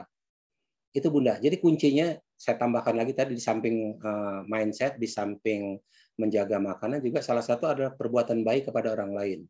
Karena pada hakikatnya orang berakhlak baik nanti ini orang yang sebetulnya mampu mengamalkan sifat-sifat Allah. Nah, sayang kalau orang yang mampu mengamalkan sifat-sifat Allah nanti masuk ke dalam jurang-jurang neraka Allah Subhanahu wa taala. Karena itu sekali lagi bagi seluruh manusia apapun keyakinannya, hendaknya mereka tetap punya satu sifat, yaitu akhlak yang baik kepada sesama manusia. Inilah orang-orang yang sebetulnya mudah untuk mendapatkan hidayah dari Allah Subhanahu wa taala. Barangkali itu Bunda sebagai tambahan tadi yang sudah ditanyakan oleh Bunda Yani tentang kenapa orang itu hidayah yang diberikan oleh Allah Subhanahu wa taala. Salah satu adalah orang yang sifatnya mampu berbuat baik, karena pada hakikatnya orang tadi sedang mengamalkan Al-Asma'ul Husna. Cukup segitu, Bunda? Mengenai hitan, Pak, itu wajib ya, Pak? Hitan ya, wajib. Itu salah satu, Bunda. Kita untuk sholat itu kan harus bersih dari najis, Bunda. Iya kan? Iya, Bunda? Iya. Salah satu sholat itu kita harus bersih dari najis. Maaf, Bunda, orang yang tidak dihitan, maaf, di balik itunya kadang-kadang tersimpan bekas air maninya, Bunda. Nah, itu yang menyebabkan itu. Kenapa? Kenapa harus dihitan? Supaya tidak ada najis di dalam itunya tadi. Ya. Jadi sekali lagi kenapa wajib? Karena salah satu kita ini kalau sudah wudhu misalnya terkena najis gitu kan kita harus wudhu lagi, Bunda. Nah, itu artinya sama. Orang yang hitan ya bisa saja dia sebetulnya sedang menyimpan najis di dalam diri tanpa dia sadari. Nah, karena itu kenapa harus hitam. Dia juga rambut kekufuran, Bunda. Nanti tadi sudah saya bahas rambut kekufuran itu salah satu itu, Bunda. Dibuang semuanya. Dari makanan itu, ya. Betul, Bunda. Berarti Pak Ustadz kalau dia sudah mengucapkan 2 kalimat syahadat tapi dia belum hitan, berarti belum muslim ya, Pak? Sebetulnya sudah prosesnya sudah. Cuma masalah waktu saja, ya. Jadi misalnya ada orang misalnya dia sudah syahadat. Saya pengen ajarin saya sholat, ajarkan sholat ya. Harus ajarkan sholat walaupun dia belum hitam. Katakan dia belum siap, saya belum siap hitam. Apalagi belum siap nih, baru siap nanti, atau bikin appointment dulu dengan dokter, katakan baru minggu depan dia bisa hitam. Bagaimana dia mau sholat? Ajarkan sholat, silakan disuruh sholat. Kalau perlu ajak ke masjid silakan, nggak masalah kok. Karena itu sekali lagi bukan suatu kewajiban utama. Ya, kewajiban utama itu adalah syahadatnya, itu yang jauh lebih penting. Itu kan hitam bisa menyusul belakangan. Yang jelas seperti itu, Bunda. Bahwasanya walaupun dia belum hitam, silakan dia. Kalau misalnya waktu itu masuk bulan Ramadan, silakan dia puasa di bulan Ramadan. Baru hitam nanti setelah puasa misalnya. Karena kan jangan sampai dia dalam keadaan puasa itu sakit. Nah, jangan sampai puasa saya terganggu karena saya hitam nih. Saya mau nanti hitam nanti setelah Ramadan. Bagaimana saumnya diterima, Bunda? Jadi nggak masalah soal hitam. Nah, satu tambahan saya lupa, Bunda. Nah, ternyata hajinya orang-orang di zaman dulu dengan haji orang mulai zaman era Nabi Ibrahim alaihissalam sedikit berbeda. Bisa jadi hajinya yang dilakukan oleh Nabi Adam sampai dengan Nabi Nuh, katakanlah itu hanya berputar saja, tawaf saja, atau mungkin juga ke Arafah. Belum ada yang sa'i dan dari Sofa ke Marwah. Karena Sofa dan Marwah itu ada setelah zaman Nabi Ibrahim alaihissalam. Mengapa? Karena Sofa dan Marwah, sa'i itu adalah menapak tilasi apa yang dilakukan oleh Siti Hajar. Karena ketika dia tidak ada makanan, tidak ada minuman, dia berdoa, dia cari naik ke atas bukit Sofa dengan harapan ada kafilah dari Irak. Ternyata setelah tidak ada, dia lari lagi ke bukit Marwah dengan harapan ada dari Syam. Tapi dilihat tidak ada, dia lari ke Sofa, lari ke Marwah sampai 7 kali bolak-balik, capek. Dan akhirnya dia kembali ke sisi putranya, berdoa, baru minta pada Allah. Nah, baru Allah kabulkan. Pelajarannya apa? Dalam kehidupan jangan sekali-kali kita berharap pada makhluk. Seperti Siti Hajar, berharap pada makhluk. Tapi ketika dia tidak lagi berharap pada makhluk, pada Allah, baru Allah turunkan satu mukjizat yang namanya air Zam-Zam. Mengapa 7 kali? Itu sebetulnya satu lambang kegiatan kita dari mulai hari pertama, Ahad, sampai dengan hari Sabtu, hari ke-7.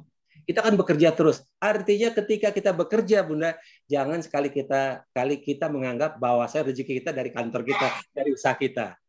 Kantor kita atau tempat kita usaha itu cuma asbab saja. Yang memberikan rezeki itu adalah Rabbul Asbab. Nah, karena itu kenapa ada yang namanya sa'i dan sa'i dari Sofa ke Marwah itu menapak tilasi apa yang dilakukan oleh Siti Hajar. Artinya nabi-nabi terdahulu itu belum ada yang namanya sa'i. Ya, mungkin seperti itu, Bunda. Sedikit perbedaannya, ya. Untuk haji saya tambahkan, Bunda. Ya, itu saya kembalikan lagi ke MC. Ya. Baik, terima kasih Pak Ustadz. Alhamdulillah. Sama-sama. Alhamdulillah. Hari ini kita lengkap ini memperoleh tausiah dari Pak Ustadz berkaitan dengan tadinya awalnya kita kaitkan dengan puasa Asyura di bulan Muharram ya, Pak Ustadz. Tapi ini punya sejarah di mana rukun Islam ini ternyata ada juga di dalam kitab Bible. Baik, terima kasih sekali lagi. Ada Kaisen itu Bunda V. Bertanya lagi, Bu. Ada Bunda V ya. Oh. Ya. Assalamualaikum, Pak. Mungkin terakhir ya, Bu, karena udah. And very simple. Cepat. Just want to ask Ustadz, 10 Commandments, apakah itu sama dengan rukun Islam? Only that. Itu termasuk salah satu ya, itu di dalam 10 Commandments itu salah satu sebetulnya juga sudah ada, semua ada di dalam Al-Qur'an. Sudah ada di dalam Al-Qur'an. Itu semua ada. Bunda kalau perhatikan tidak boleh berzina, tidak boleh mencuri, tidak boleh membunuh, itu semua ada gitu. Di dalam Al-Qur'an. Ya, Bunda. Makasih. Assalamualaikum. Sama Bunda. Waalaikumsalam warahmatullahi wabarakatuh. Baik, terima kasih sekali lagi kepada Pak Ustadz Arman Rahman, juga kepada para jamaah yang hari ini telah mengikuti, ada sebanyak 32 perangkat. Untuk mengakhiri kajian kita pada siang hari ini, izinkan saya membacakan doa sesudah pengajian. Bismillahirrahmanirrahim. Ya Allah, kayakanlah kami dengan ilmu pengetahuan, hiasi kami dengan kelembutan, muliakan kami dengan ketakwaan, Amin. indahkan kami dengan keafiatan, keselamatan lahir batin, keselamatan akidah, keselamatan dari segala bentuk bahaya, dan keselamatan dunia akhirat. Amin. Ya Allah, berikanlah kami manfaat dari apa yang bermanfaat bagi kami. Amin. Dan karuniakanlah kami ilmu yang bermanfaat. Amin. Segala puji bagi Allah atas kebaikan segala keadaan. Dan kami berlindung kepada Allah dari buruknya keadaan penghuni neraka. Amin. Maha suci Engkau ya Allah, dan bagimu segala puji. Aku bersaksi bahwa tiada Tuhan selain Engkau. Aku mohon ampunan dan bertaubat padamu. Demikian kajian kita pada siang hari ini. Sekali lagi terima kasih kepada Pak Ustadz Arman. Sama-sama, Bunda. Mudah-mudahan ilmu yang telah disampaikan ini memberikan tambahan ke akidah kita, tambah kuat, iman kita juga tambah meningkat. Amin. Amin ya rabbal alamin. Mohon maaf atas segala kekurangan. Saya sebagai pembawa acara Rusana Susi, kami akhiri. Wabillahi taufik wal hidayah. Wassalamualaikum Waalaikumsalam warahmatullahi wabarakatuh. Waalaikumsalam warahmatullahi wabarakatuh.